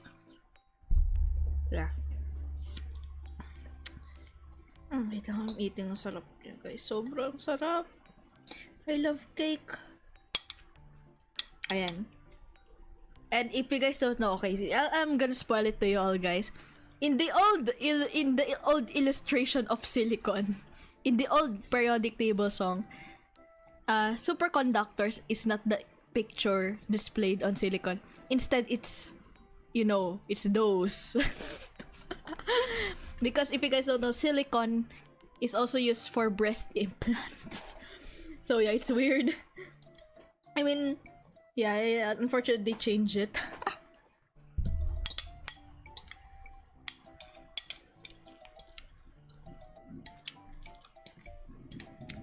Sarap. Sarap ng cake.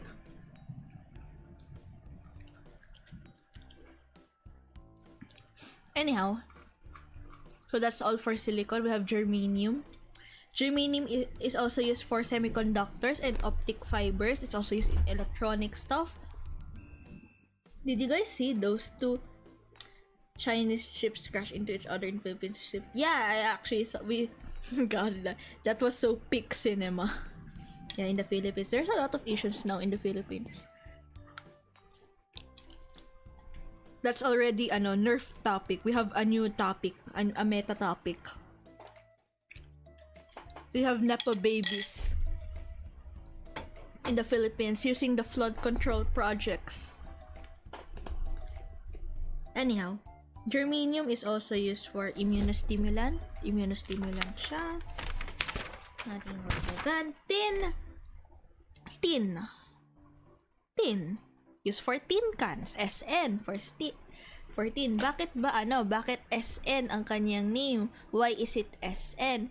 Why not TN? You know? Why SN? Why not use TN? Because SN stands for stannum. Okay, it is for cans. It is also used for a lot of alloys like solder, like pewter, like babbitt. It is also used for dental caries. We have strontium fluoride. That's what they use for wonder why they bully you guys so much. Yeah. PB is lead or plumbum.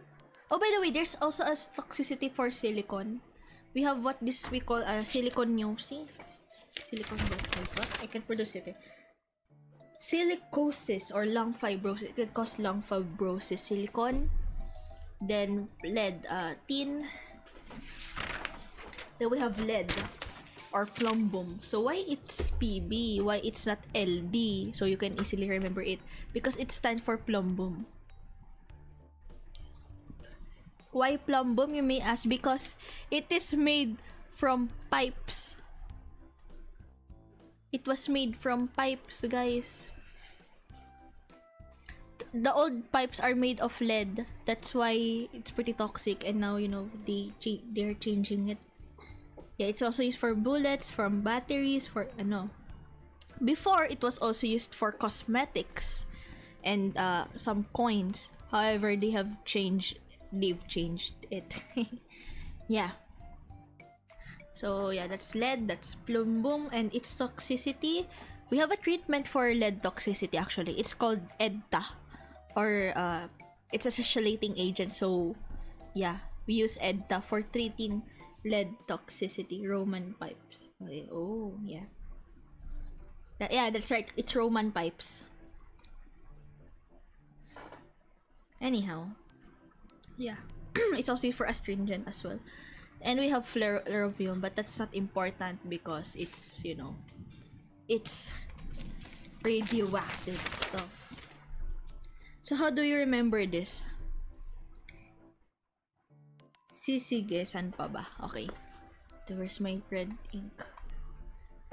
Sige, san pa ba? That's how I remember the group 4. Sige, san pa ba? Ayan. Now we have group 5A or pnictogens. I think I'm just gonna finish the representative metals lang because tawag dito. I'm not sure if I can discuss this. I think most of them are not related. I'm not sure. No, I think some are related. Gold is interesting actually. Okay, let's start with pnictogens or nitrogens. Nitrogens are commonly used for gas. Hala, wait lang, madilim. Baka hindi nakikita yung avatar ko. Gas are actually used for, gas ha? Nitrogen is actually used for, it can be seen in packaging. For example, your potato chips. If you guys know, the potato chips are like, you know, fluffed, like that. You guys know your potato chips? Like, it's big, like that, potato. It's a gas in it. Because the gas inside it is nitrogen. It is a inert gas. God. It's an inert gas. Yan. We also call this as azote. Azote. Or phlogisticated air. Or mephitic air. Lumalabas to sa boards kasi nakakalito siya. Kasi may phlogisticated, may dephlogisticated. Sorry na, may ano. My handwriting is not good. Anyhow, yan. So, it's an inert gas. It is stored in black cylinder. And there are a lot of uses. And yeah, it's also used for laughing gas. Nitrous oxide, rather. It's used for general anesthesia. For example, you know, why it's called laughing gas? Because when you inhale those shit, you're like, ha. Like that. I think it's used for dental stuff. Dental operations and stuff. Yeah. It is also used for nitric oxide. So nitrous oxide is for anesthesia. We also have nitric oxide. Nitric oxide is used for tawag dito. Nitric oxide is used for vasodilating stuff. It's used kapatid niya si nitroglycerin. Nitroglycerin is his sibling. Nitric oxide, it's used for vasodilating stuff.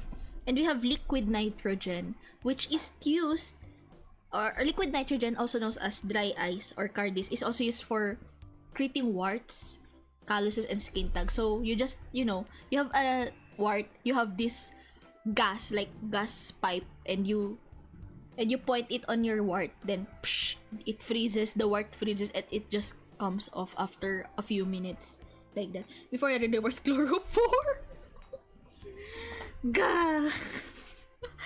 Chloroform. Oh my god.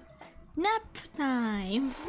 You guys know the ads, like, oh, your kids are annoying, use nap time, just put it on a cloth, then gagi. Yeah, that's nitrogen, guys. And we have ammonia. Yeah, I discussed ammonia earlier because ammonia, or NH3, is counted as a pseudo-alkali, which is a respiratory. I think this ammonia is the one that's used for I think you guys know the meme. Ay, hindi pala yun. May isa kasi yung there's this one TikTok viral meme where smelling salt. I think yeah, it's smelling salt. Smelling salt smelling salt component. Yeah, smelling salt, ammonium carbonate. So there's this TikToker.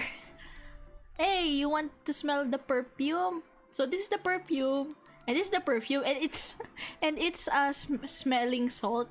And you see the victim like that. It's ammonium carbonate because it's used for respiratory stimulus. So if the patient faints, you just use ammonia, then like that. Anyhow, that's all for nitrogen. Phosphoro, Santelmo. Yeah, that's so. If you guys know Saint Elmo's fire, or Saint Elmo, or Santelmo, or fireball. It's like a fireball somewhere. I think I can show an illustration of that. Santelmo. So many people say that Santelmo is like a spirit. Saint Elmo. Elmo. Fire. Phosphorus. It's actually phosphorus. Another tea advice. Hello, Jax! Oh my god. Here is our Oh no, there's no Hala, there's no There's no Saint Elmo's fire because Saint Elmo is phosphorus. But I saw this epic meme. Look at this. Look at this state of the art San Telmo.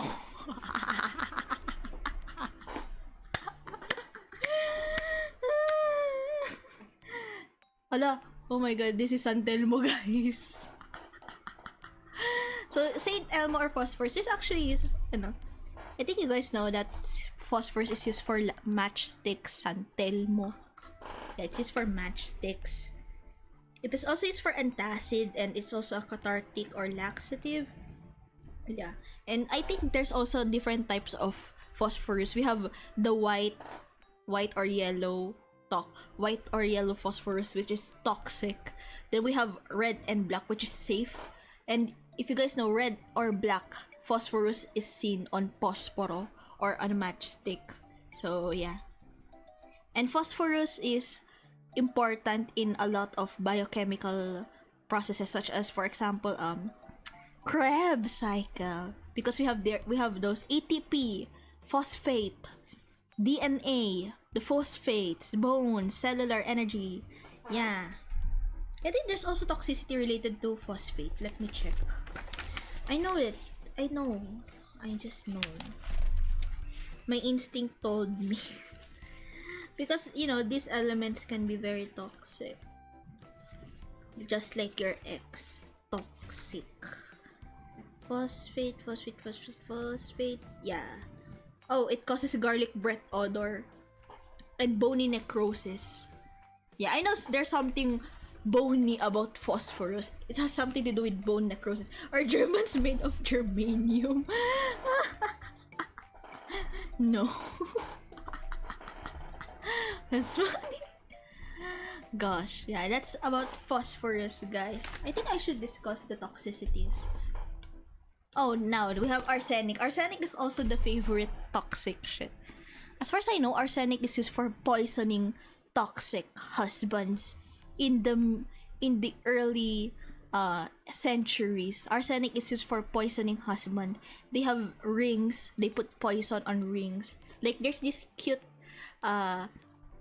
compartment of the ring. I think I should illustrate that. There's this ring, there's this compartment. It has a compartment. You put some arsenic and some toxic shit on it, like digoxin shit, allotropine, hyoscine, and I don't know, there's a lot of toxic shit on it. You pour it on your toxic husband's cup, like that. Then you finally poison your husband and you escape your toxic husband and life. So yeah, that's about arsenic, but there's a lot more of arsenic. You guys know arsenic is very toxic. Yeah, it's a very toxic poison, but it's also used for wood preservative and insecticide. So let's start first with the toxic effect of arsenic. Arsenic is known for its misline. I'm not sure if I could show it. It's okay. So if you so one of the toxicities of arsenic. So if you died because of arsenic poisoning, you will never know. Many people will not know the cause of your death if you died with arsenic poisoning, because the manifestation of arsenic poisoning can take years, like 50 years. So they will just see your corpse. They'll see your nails. They'll just see your nails. I need black. They'll just see your nails having white bands. I think yeah, like that. They'll just see your nails with white bands on it. So the manifestation of arsenic poisoning can take years. That's why it's a perfect poison. It's the perfect one. It will take 50 years. Yeah, that's right, 50 years. Wala, oh my god, I know it.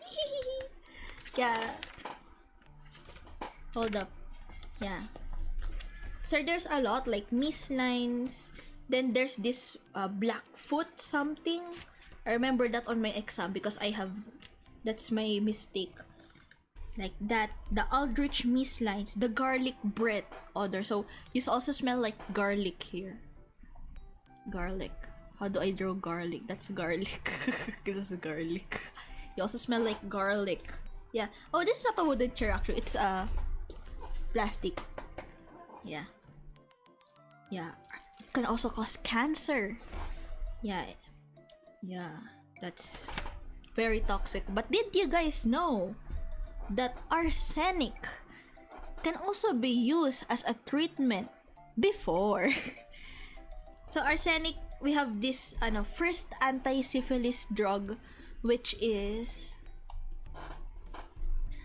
salvarsan or asphenamine, which is used for treating syphilis back then. Then we also have compound 606 or magic bullet, which is found by Paul Ehrlich, which is used for chemotherapy before. So yeah, are clear tablets for simple related to chloroform. It hurts to inhale by accident. Kind of, yeah, it's related somewhat, yeah. Because chloroform is chloroform. Yeah, oh my god. So that's about arsenic. Yeah, it can be toxic, but at the same time, it was used before for treatments. But yeah, it's still toxic. Antimony or stibium. This is stibium, by the way.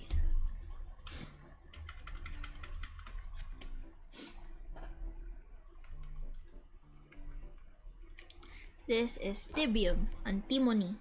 Antimony is used for it can also be found in alloys such as lead and tins. Then, yan. It is also used for treating leishmaniasis. Leishmaniasis.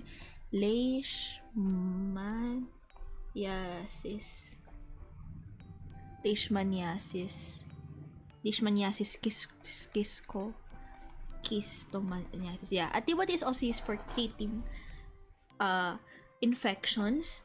However, yeah, it can also be toxic because it's arsenic-like.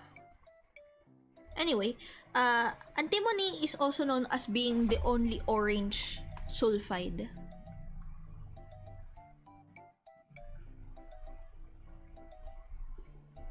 World War I, yeah. World War I, the Philippines is still under 19-something, no? American state, I think. Correct me, Angela, because Angela knows history a lot. If you're gonna ask about history, you gotta ask Angela, because Angela is a well-known historian actually in our campus. Especially back in high school, he knows a lot of history, except Philippine history. That's my forte. Just kidding. Anyhow, yeah. But we are involved in World War II. Yeah, we're heavily involved in World War II. Yeah, American colony. Anyhow, where are we? Antimony. Yeah, antimony, there's a lot of use. As I said earlier, it's used as anti-infective, leishmaniasis, schistosomiasis, blah blah blah blah blah blah, anthelmintic, emetic, and expectorant. I'm not a historian who wills. And we have bismuth. I think you guys all know the Pepto-Bismol. It is also known as a beautiful meadow. This is what I love about bismuth. It is also known as a beautiful meadow. I'll use this. Meadow. You may be asking why it's called beautiful meadow. Let me show you what bismuth looks like. Hala.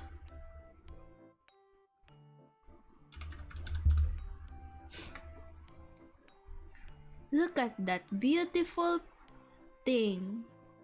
Para siyang oil spill.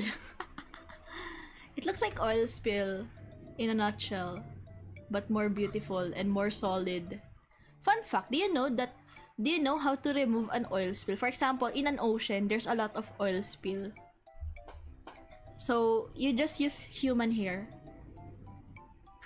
Yeah, that's another alternative for removing oil spill. You use human hair. So, this is bismuth, as you can see. It's called a beautiful meadow. Interesting, isn't it? And yeah, it's used for astringent, antiseptic, and internal protectant. So aside from what Gamersy said earlier, it's used for Pepto-Bismol, It is also used, Pepto-Bismol, tama ba? Let me correct that. Bismol salicylate. Pepto-Bismol. I thought Pepto-Bismol is bismuth salicylate eh. Yeah, bismuth subsalicylate. Yeah, I know. Bismuth is also used for treating Helicobacter infection in the stomach. That's why we have Helidoc.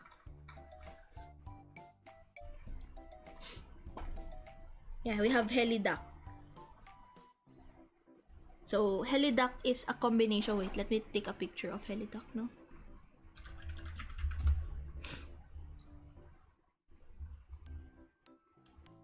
Is this really Helidoc? It's too old. The fuck? So, Helidoc is old. It's a medication used for for treating Helicobacter infection. So, Helicobacter kasi it's infection, it causes ulcer. Helicobacter pylori, it causes ulcer in the stomach. So we use bismuth to treat the bacteria. But aside from bismuth, the medication also contains metronidazole and tetracycline. So it's a combination, metronidazole, tetracycline, and bismuth. That's how we treat H. pylori. It's ulcer.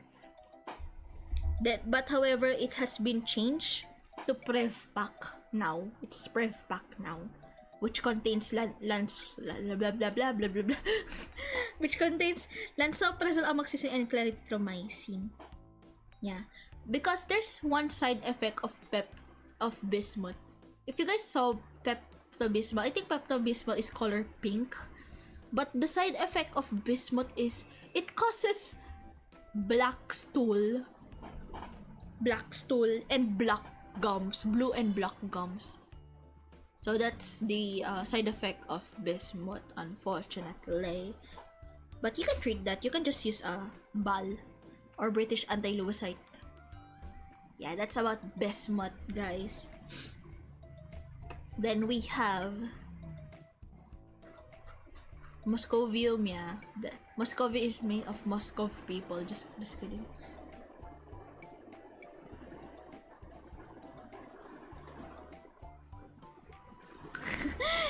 Cause I mean, yeah, actually, if you have a gut infection, yeah, it causes. So bismuth biscuit is not a good idea, yeah, no. If you want to have black gums, of course, just don't. Then we have we have group 6 chalcogens. So oxygen, sulfur, selenium, tellurium. Oh, tellurium pa yun. Ano yung technetium, TC? Oh yeah, technetium is TC. Tellurium, polonium. Polonium is the first radioactive element discovered by Marie Curie. Okay.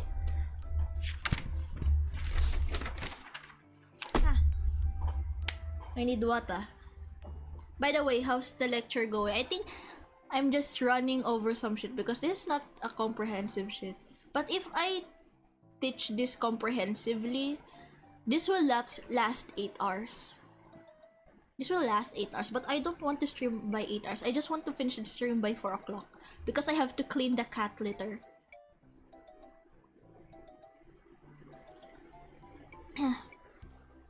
Thank you.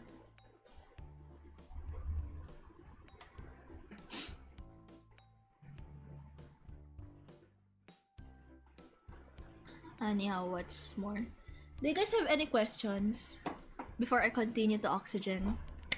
Because we're about to finish. I'm not sure if I'll discuss the metals. What is gasoline made of? On the elements, I know gasoline is made of carbon because it's a hydrocarbon. Let me check. Made up of. I know it's carbon. Yeah, hydrocarbon. I'm right, hydrocarbon. Because it came from fossils. That's why, as far as I remember, if you got poisoned because of gasoline,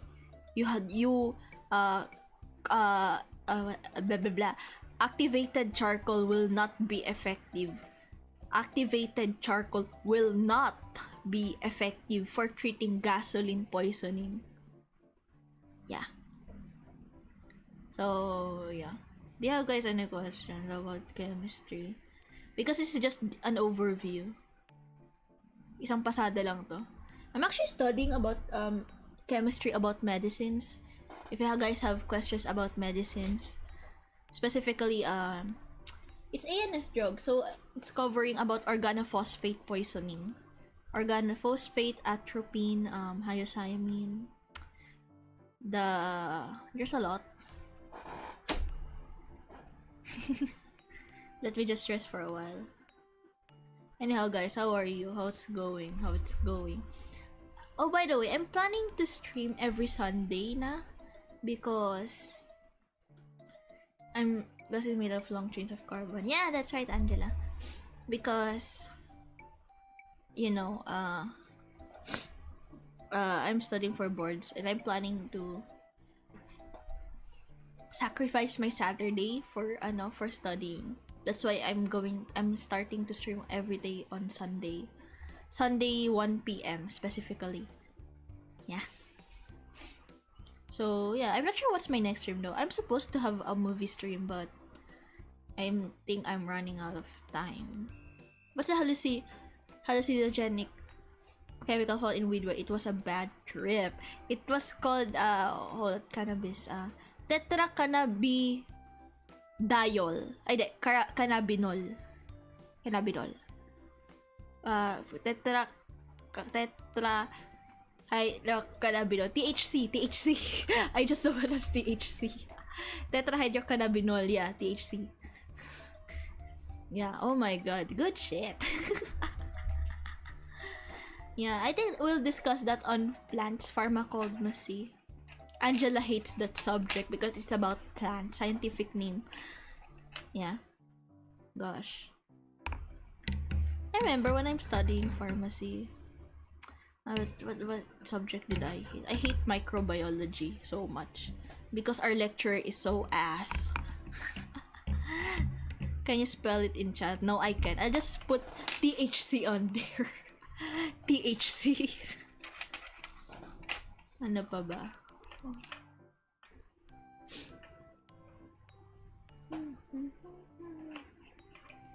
I don't know.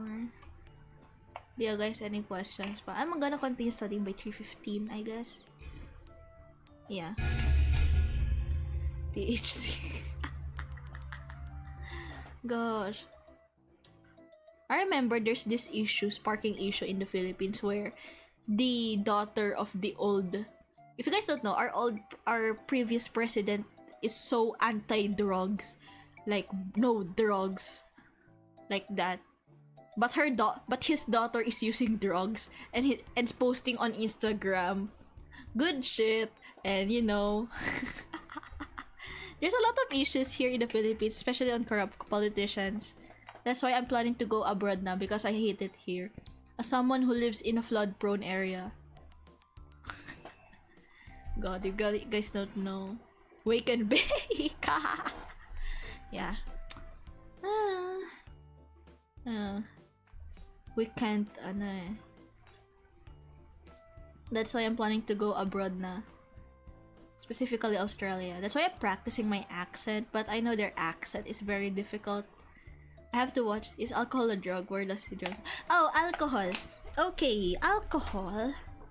For drinking. Okay, alcohol, there's two effects of alcohol. It can actually be helpful. As far as I know, it keeps the body warm. Wait lang. Wait, let me process my shit. Acute speaking. Yeah, alcohol is a drug.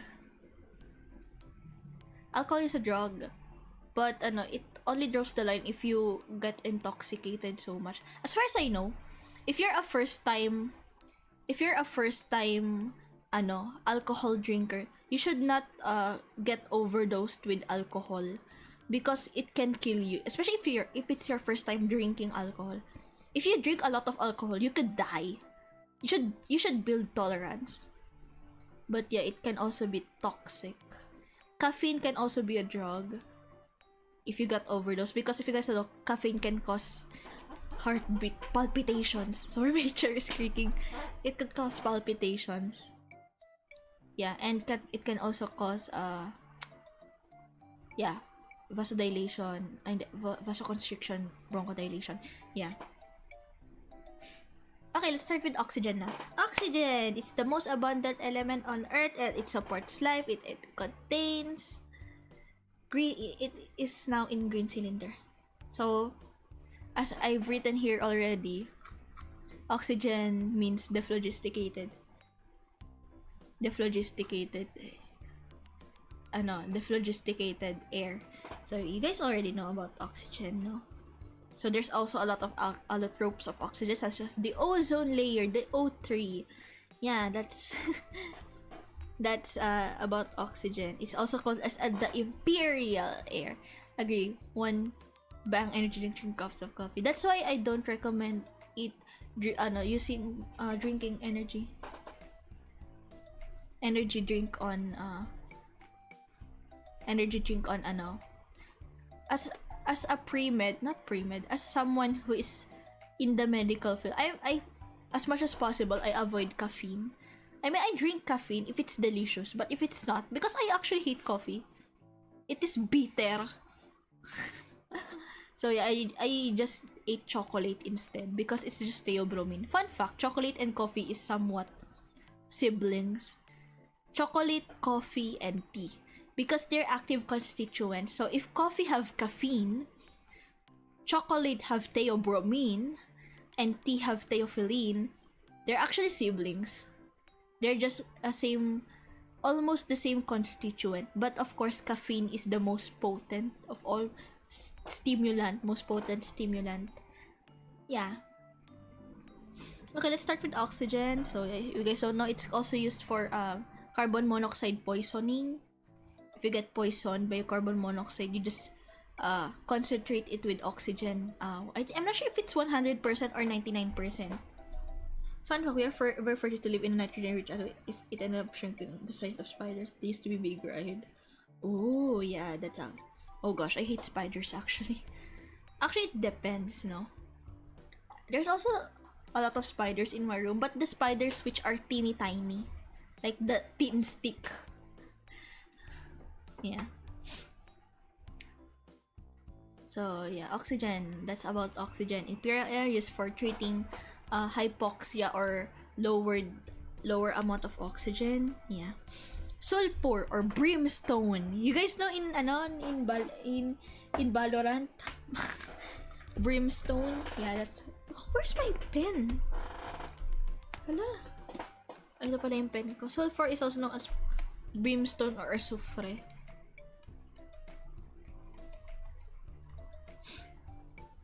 Yeah, I heard about that in Australia. There are still giant ones there. Oh yeah, I'm still planning on going to Australia, but there's a lot of spiders. Imagine you're in your you're just getting your mailbox. Then there's a giant ass spider or a snake there. Or worse, on your shoe, there's a scorpion. That's why I'm rethinking my choices if I should go to Australia, but I guess that's the perfect choice for now. Yeah.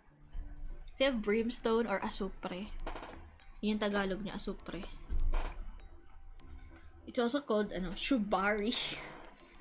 Yeah, it is medically speaking, it can be used for lotions.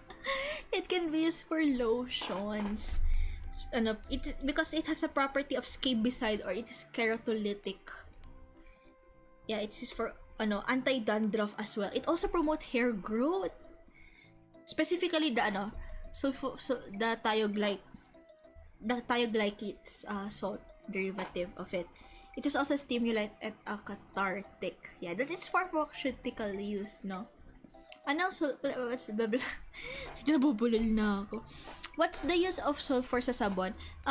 The purpose of sulfur in soap is it's a scabicide, it's keratolytic. So, wait. Let me get the definition of keratolytic. So, keratolytic, so, it reduces the, it softens the skin, the scalp. It softens the skins. And it's, it's used for anti-dandruff. I know it's also antifungal. Maru become the next Spider Woman. Yeah. Yan. Specifically, there's this lotion. We have this sulfurated potash or white lotion. It is used for treating like psoriasis, interestingly, which is scabiecide, psoriasis, astringent. It's an antibacterial and antifungal. That's its medical use of sulfur. But sulfur can be toxic. Can be. Kaya nga when there's a volcano eruption, sulfur can be suffocating. But there's also medicinal use for that. Anyhow, selenium. Yeah, sulfur dioxide. Specifically, sulfur dioxide is an irritant gas. Let's go to selenium. Yeah, antifungal yan. Exactly. Selenium is used also. Actually, selenium. It's used to increase the absorption of vitamin E. It's a trace element. It is also a cofactor of glutathione. And selenium, medically speaking, it's used. Guys, the shampoo Selsun Blue. Because selenium is used for anti-dandruff. Selenium sulfide specifically. That's why sulfide is also used cosmetically. So selenium sulfide is used for anti-dandruff, specifically the Selsun Blue. That shampoo. Yeah. Tellurium for solar panels, and polonium, the first element, a radioactive element, and it's used for nuclear reactions with uranium. Yeah, I think that's all for oxygen. Fluorine, it's for the teeth. Chlorine is for the pool. Bromine is a toyo. Iodine is for just kidding. Gosh. Anyhow, I'm losing. You have dandruff na. I don't have dandruff, fortunately. But that's the active ingredient used for anti-dandruff shampoos. Let me get some water. I'm nauubusan ako ng hininga.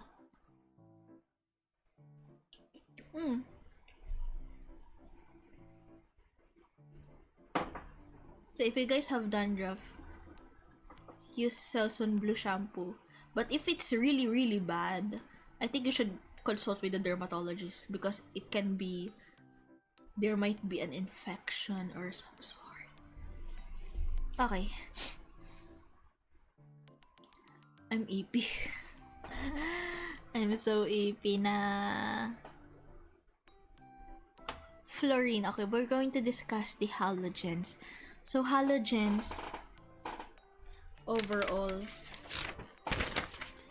is one of the most active. It's also reactive as well, because malapit na silang mag-stable. They're almost stable, because to be stable you need to have 8 valence electron, but they have 7 valence. So that's why they always connect with hydrogen, with this lithium licanaruby. Yeah, they always connect with, for example, lithium chloride, lithium carbonate, and such. Yeah. So these are the halogens. Almost perfect, almost stable. That's what. So we have fluorine, which is called the super halogen, the most electronegative halogen. Ang mahilig manghatak ng electron. He loves electron so much. Yeah. Anyhow, so fluorine, yeah, it's the strongest oxidizing agent. It's also the most electronegative, and it's used for combating dental caries. Yeah, it's used for the teeth. However, yeah, it can be used for dental caries, for cavities as such. But did you know that fluorine can also be toxic to your teeth? If you have too much wait lang, let me search it. If you have too much fluorine, it can cause this.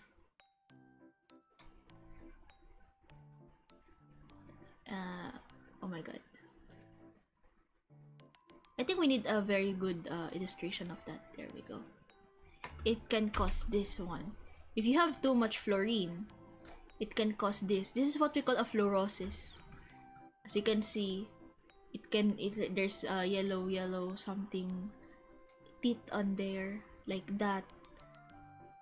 This is a severe fluorosis like that. There's like white spots on your teeth.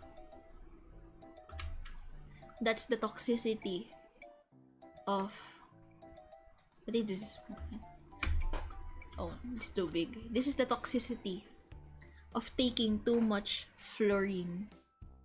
It can cause like that. So overall, fluorine is not bad, but fluorine is also not good.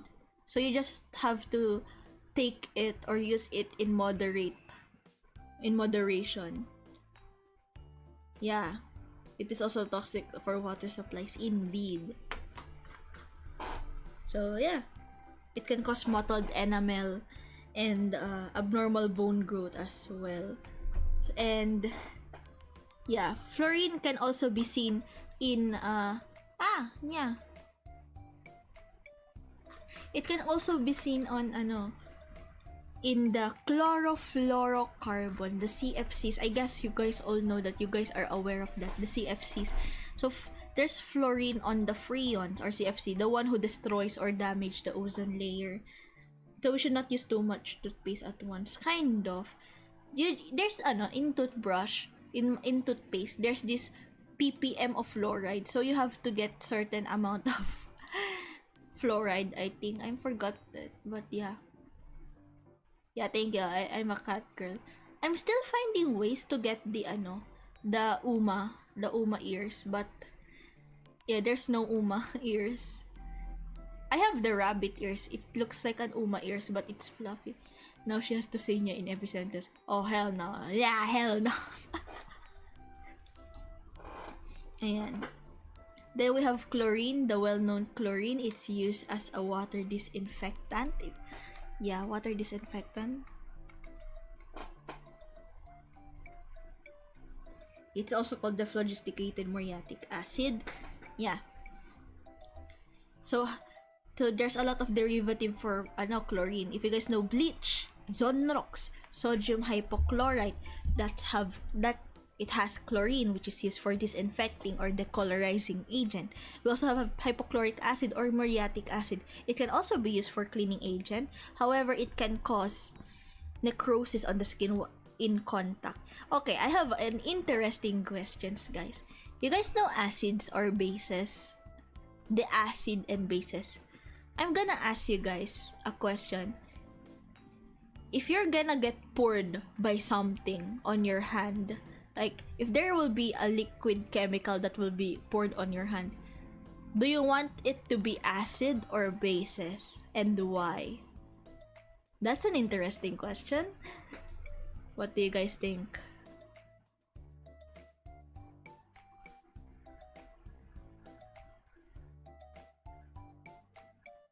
Assuming that it's concentrated, because bleach is less concentrated as far as I know. If you're gonna get poured by a concentrated chemical, should it be a acid or a base? Diba? Paisip kayo? I mean, you can get poured by sodium hydroxide, NaOH. You know. So you wanna get poured by acid. You wanna get poured by acid instead of bases. Final answer, both to cock. Angela, do you wanna get killed? Okay, fun fact. Both strong acid and bases can cause necrosis. It can be corrosive. Both of them are corrosive. Pour both at the same time. Kagi. Matalino, you are smart. However, if you're gonna get poured by one thing, I would prefer acids. Do you know why? Because bases is much more damaging than acid. Acid, yes, it can cause necrosis, but at least it's coagulative necrosis. It doesn't destroy some shit. But as far as I know, as far as I remember rather, if you get poured by bases, you will get liquefied liquefied necrosis. So it will melt, literally. So in acid, I think it can be killed kahit papaano. It can be healed because it's just corrosive. It's just coagulative necrosis. But if it liquefies, let me show. Coagulative versus liquefactive necrosis. Yeah. It will kill. Yeah, I think this is a perfect illustration for that. No. Yeah. It will kill you all the cells. Well, baking soda is a base tries to cut the corrosive aspect. Yeah. That's, yeah, so yes, both. Yeah, you can just use both. So yeah, this fun fact about chlorine, and I think chlorine is used for chloroform. Bromine, yeah, bromine. Bromine is like a soy sauce. It looks like a soy sauce, but it's toxic to your lungs because it is an irritating gas. Yeah.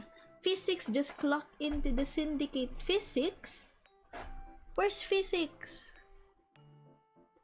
Why is there a physics here? Yeah.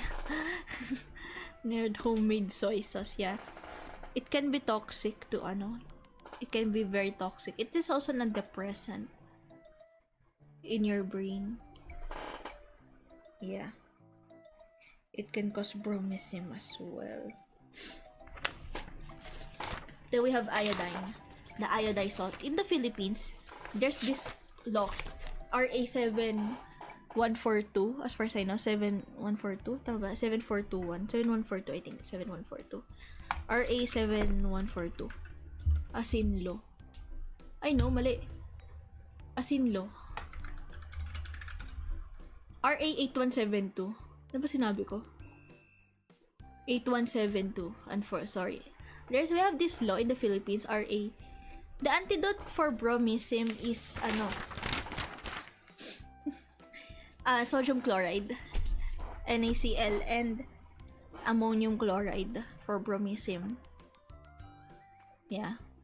So bromism is like, you get suffocated. Wait, let me check. I think the is boric acid. It causes boron, di ba? Ay, hindi, bali. Bromine pala. Additional about bromine, it causes red lobster manifestation. That's in boron, no? Boric acid. That's on boron. It can cause red lobster of skin. Bromine,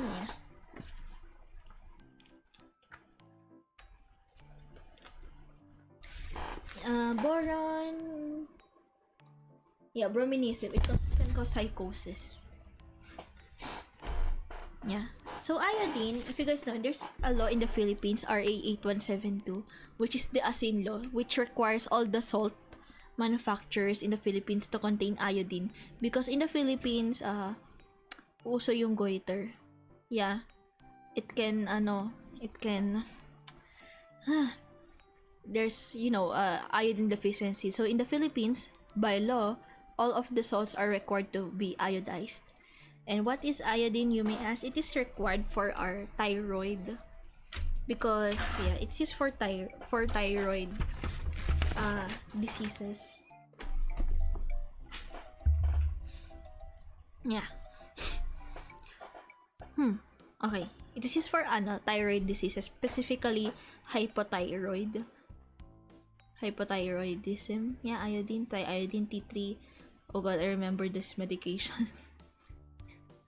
Yeah, they have a huge blob on the neck. So iodine is also used for povidone iodine or betadine to treat your wound, because iodine is also it can how do I call this? Iodine is also not astringent, but antiseptic rather. It can be antiseptic. It is used for treating wounds. That's why when you have wound, do not use alcohol. It will irritate your skin more. Use iodine. I'm sure ba ako oxinada, pero I'm not sure though. Yeah. Yeah, and it is also used for treating I think there's a salt for that, iodine. As far as I know, hold up. Iodine 131 is used for treating hyperthyroidism, iodine 131. Let me check.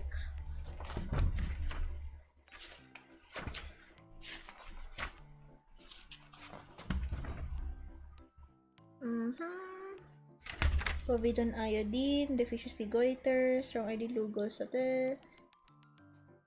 think it's in the back. I know. Iodine is used for treatment.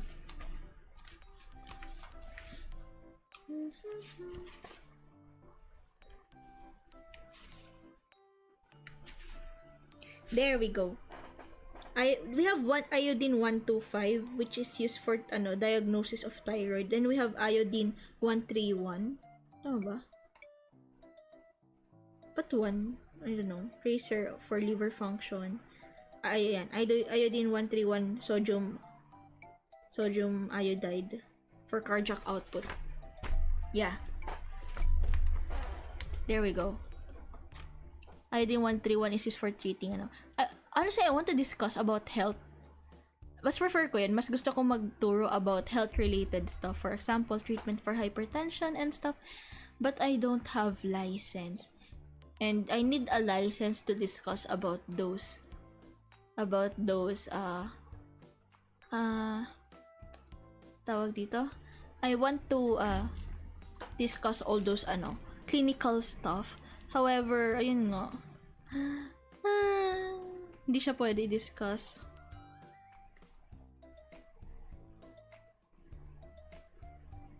Ayan. Gusto maganda i-discuss yung thyroid kasi marami siyang manifestation. Pwedeng hypothyroidism, and such. Pero ang isang gusto ko, hypertension, diabetes. I-discuss ko. Okay, let's proceed. Iodine. Not if you're just review for pharmacology boards. Gagi. Yeah, the book I have is specifically for pharma. Radiopharmaceuticals is already for advanced studying. I need doctorate for that shit. And I won't study that shit. Anyhow.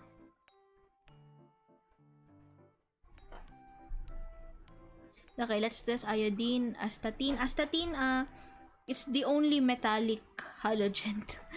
Yeah, it's the only metallic halogen. That's what's unique about the astatine. Okay, noble gases. Mabilis lang to. This will be very quick na. Helium used for gases. Oh my god, I remember something. Back in, I think it's Valentine's Day. Yeah, that was Valentine's Day. Nagpakulo kasi trip ng block namin. Our block planned to have balloons, helium balloons on our classroom. Not on laboratory, of course.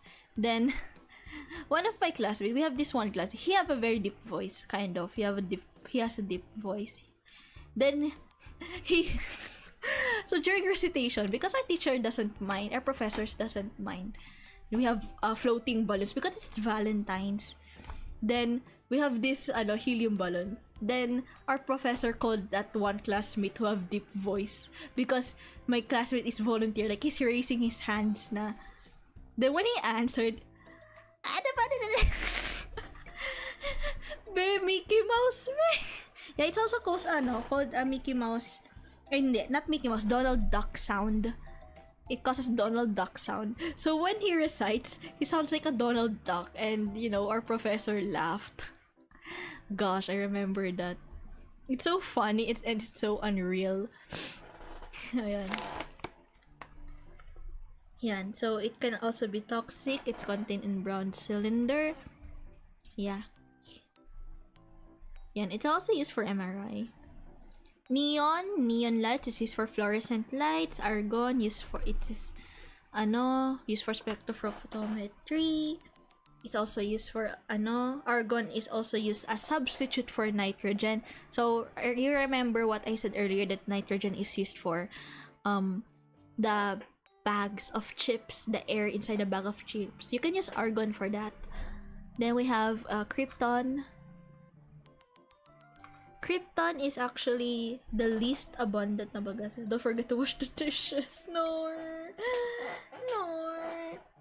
Yeah, argon is used for a nitrogen substitute. Yes, spectrophotometry. Krypton is also used for inhalational anesthesia. Xenon is also used for anesthesia, and radon is used to detect earthquake. Interesting, huh? Radon can be used for detecting earthquakes. And radon is also recovered from radioactive decay of radion. Yeah. Anyhow, I guess that's all. What is the primary chemical in dish soap? So, dish soaps, blah blah blah blah blah blah. Dish soap, nabubulol na ako. Dish soap can have many, they have, marami eh. I think it's not, chemical, specifically. There's a lot of them. We have, surfactants. Most of them are, dish soap surfactants. Yeah, there's a lot of surfactants in that in the SAJS pala. Ano na yan?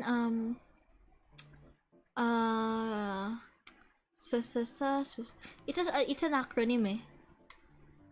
Examples of surfactant. Yeah. English is not my There we go. We have. There's a lot of surfactants on dish soaps. That's what it is. Sodium stearate. Yan, sodium stearate. Sodium docetylbenzene. Yan. Lecithin. And lauryl sulfate. Sodium lauryl sulfate. Yan.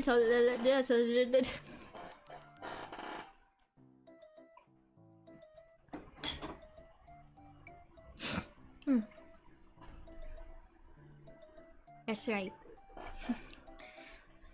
How many hours have I started streaming? 2 hours?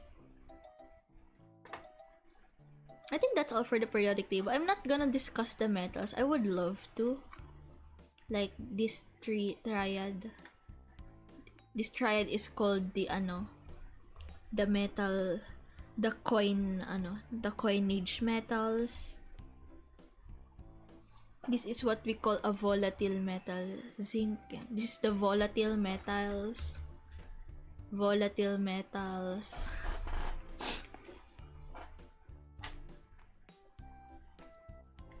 Coinage metal, volatile metals. We have the scandium group or scandium. This scandium group. This is titanium group, vanadium, chromium, manganese. We have this the triads like this one. That's how I memorized the rest of the periodic table. And yeah, this is the other triads. I'm not sure if I should discuss it, but I have to wash dishes. Yeah, these are the interesting groupings of other metals. I think I'll discuss it on the other groups. No? Should I discuss it or should I wash dishes? I don't want to wash dishes. I didn't even eat. Why would I wash the dishes? Tayo na mukha akong tunog konyo talaga ako. Ayop na yan. Siguro yung mga interesting. Okay, then I'll let you go before mom gets man. My mom is not here. Just my brother. He's cooking embutido. Gosh. Alam siguro niya pero far away na. Gag. Yeah. This is just an overview actually. This is just the overview of pharmaceutical there's a lot of it but it's too complex na. Medyo complex na yung ibang pharmaceutical stuff. Sorry. That's my brother. Medyo complex na yung iba eh. So overview lang to. Marami actually, napakarami. Gusto yung interesting fact? Hold up. Nasaan yung molybdenum. Molybdenum is used for as far as I know, or remember, molybdenum is used for insulin. Technetium is used for bones. Then, molybdenum. Tama, molybdenum or ano? Yeah.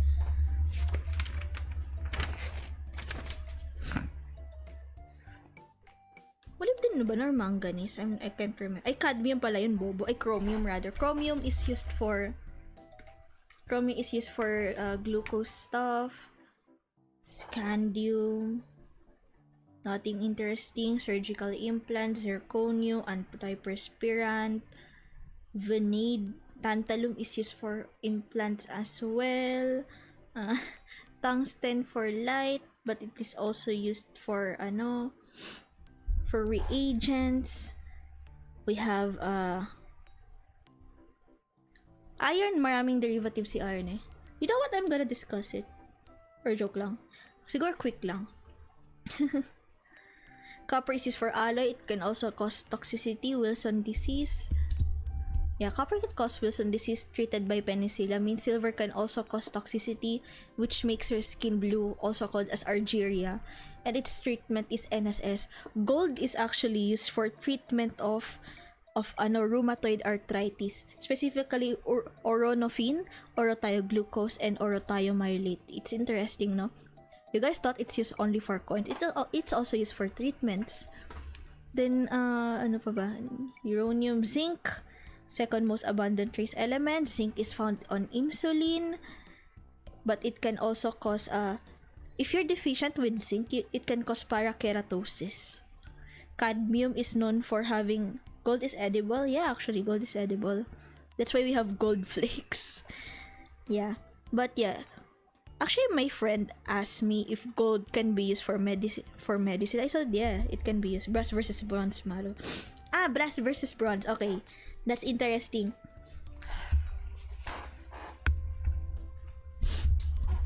We have brass and bronze. It's okay, Lord. I'm rushing things na. I'm gonna end the stream by 4 o'clock na lang. So we have what we call brass or bronze. My chair is creaking. We have brass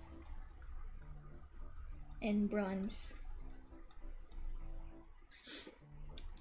So brass is made out of copper and zinc. That's the difference. Bronze uses copper and tin. Tama ba? Copper and tin. So that's the difference. Brazuca.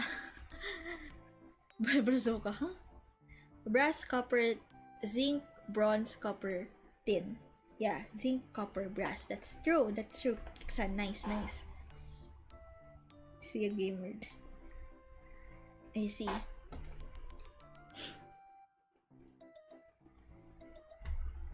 La, Kiksan. Bye.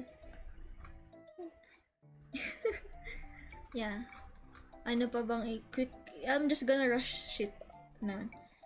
Zinc is also used for sunblock. That's why we have zinc oxide. Oh, I remembered something. There's a controversy on cosmetic field.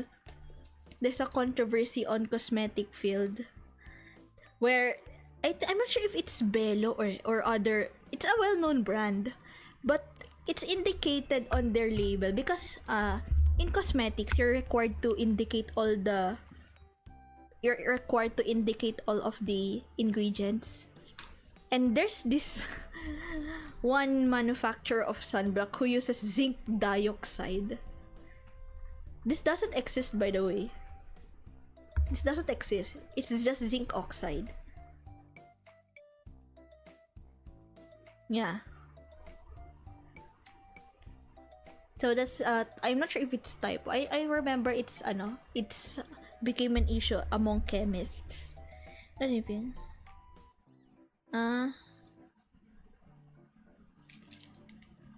Ayun, yun ano ba na? Cadmium causes toxicity, itay-itay disease.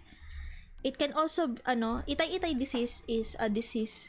So if you're toxic, if you got cadmium toxicity, it can cause bone damage and renal insufficiency. So itay-itay disease.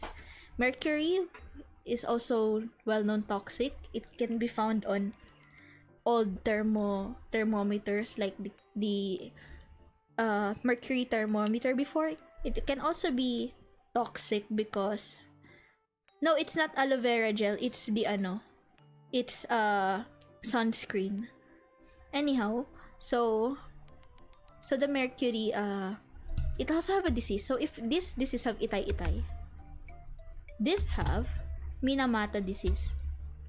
So the story about this is there, I'm not sure, correct me Angela. So there's this factory which uses mercury, then all of the toxic waste goes to the river. Then of course the river have fishes. So the Japanese people are, fishing fish. And unknowingly they're eating toxic they're eating toxic stuff na. And it manifested to Minamata disease. Fortunately, there's a treatment for mercury toxicity such as EDTA and BAL. Yeah, interesting, isn't it? And titanium was also used for cosmetics. Siya yung kulay white as far as I know. You know what? I want to discuss a lot about cosmetics. Marami akong alam sa cosmetics. Pero wala siya sa boards. Ano pa bang medyo interesting? Molybdenum, tungsten, manganese, technetium. Manganese is used for reagent stuff kasi Technetium is the first artificially introduced. Where's yan, tantalum. Ay, tantalum bunak. Tantalum is used for as far as I know. Yeah, surgical implants. Tungsten, high melting point, yada for reagents. Technetium, TE. Where's technetium? God, medyo bobo ako sa paghanap. Technetium is TC pala. Yan, technetium is the first artificially produced element. The triads for iron deficiency. Cobalt, okay, God. Cobalt is actually component of vitamin B12, which is ano na nga yung term doon? Cobalamin. Nickel is also used for batteries. And as far as I know, there's this chemical used for beer production. I'm not sure if it's nickel though. A fossil fuel pala si nickel. May isa yung ginagamit for beer. Yeah, it's cobalt pala. Cobalt is used for beer. Yeah, it enhances the beer foam quality, specifically cobalt 45. Interesting. Nickel, yan, it is also found in fossil fuel, old Nick copper. Kaya nga 'di ba, pag may namamatay, may sinasabi silang green bones. Something, as far as I know. Yeah. Green bones component. Hindi pala. Chromium oxide pala. Whoopsies. Hindi, copper containing pala. Copper pala, hindi pala cobalt. Sorry. Ayun.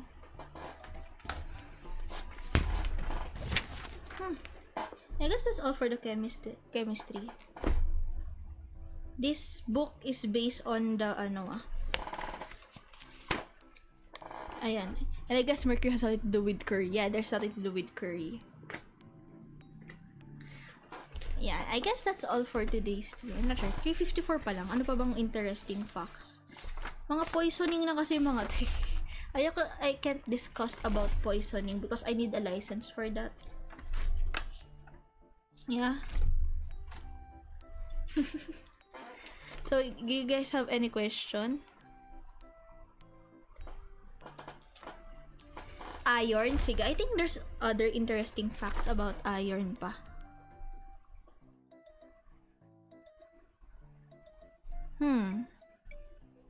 Queen vitriol, yada. Hindi ko alam kung ano bang pwedeng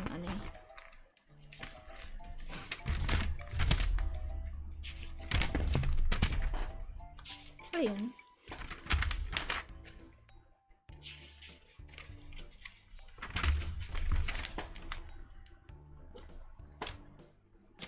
God, kung pwede ko lang i-discuss yung mga gamot, gugustuhin ko yun.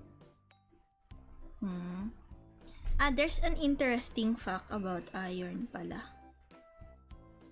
Pwede kang ma-poison ng iron. So, iron can also cause toxicity, specifically GIT distress. So, your GIT will be irritated. And it can also cause cardiac collapse. And you use deferoxamine for that.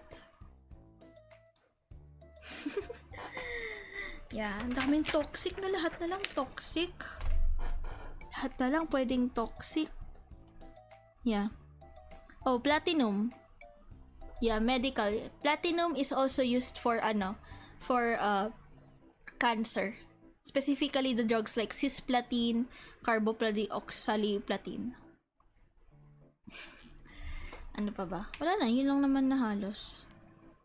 There's nothing, na. Cobalt is also found in desiccants. Nico. No! Oo nga! Wala na. God, yun pala may naaral ko. Actually, I'm studying... Ayan. Or sige, balik lang tayo doon. Mali. Yun lang naman yung interesting for now na medyo Kasi if we dive deeper, it can be very... No, I won't. I can't. No, hell no, Angela.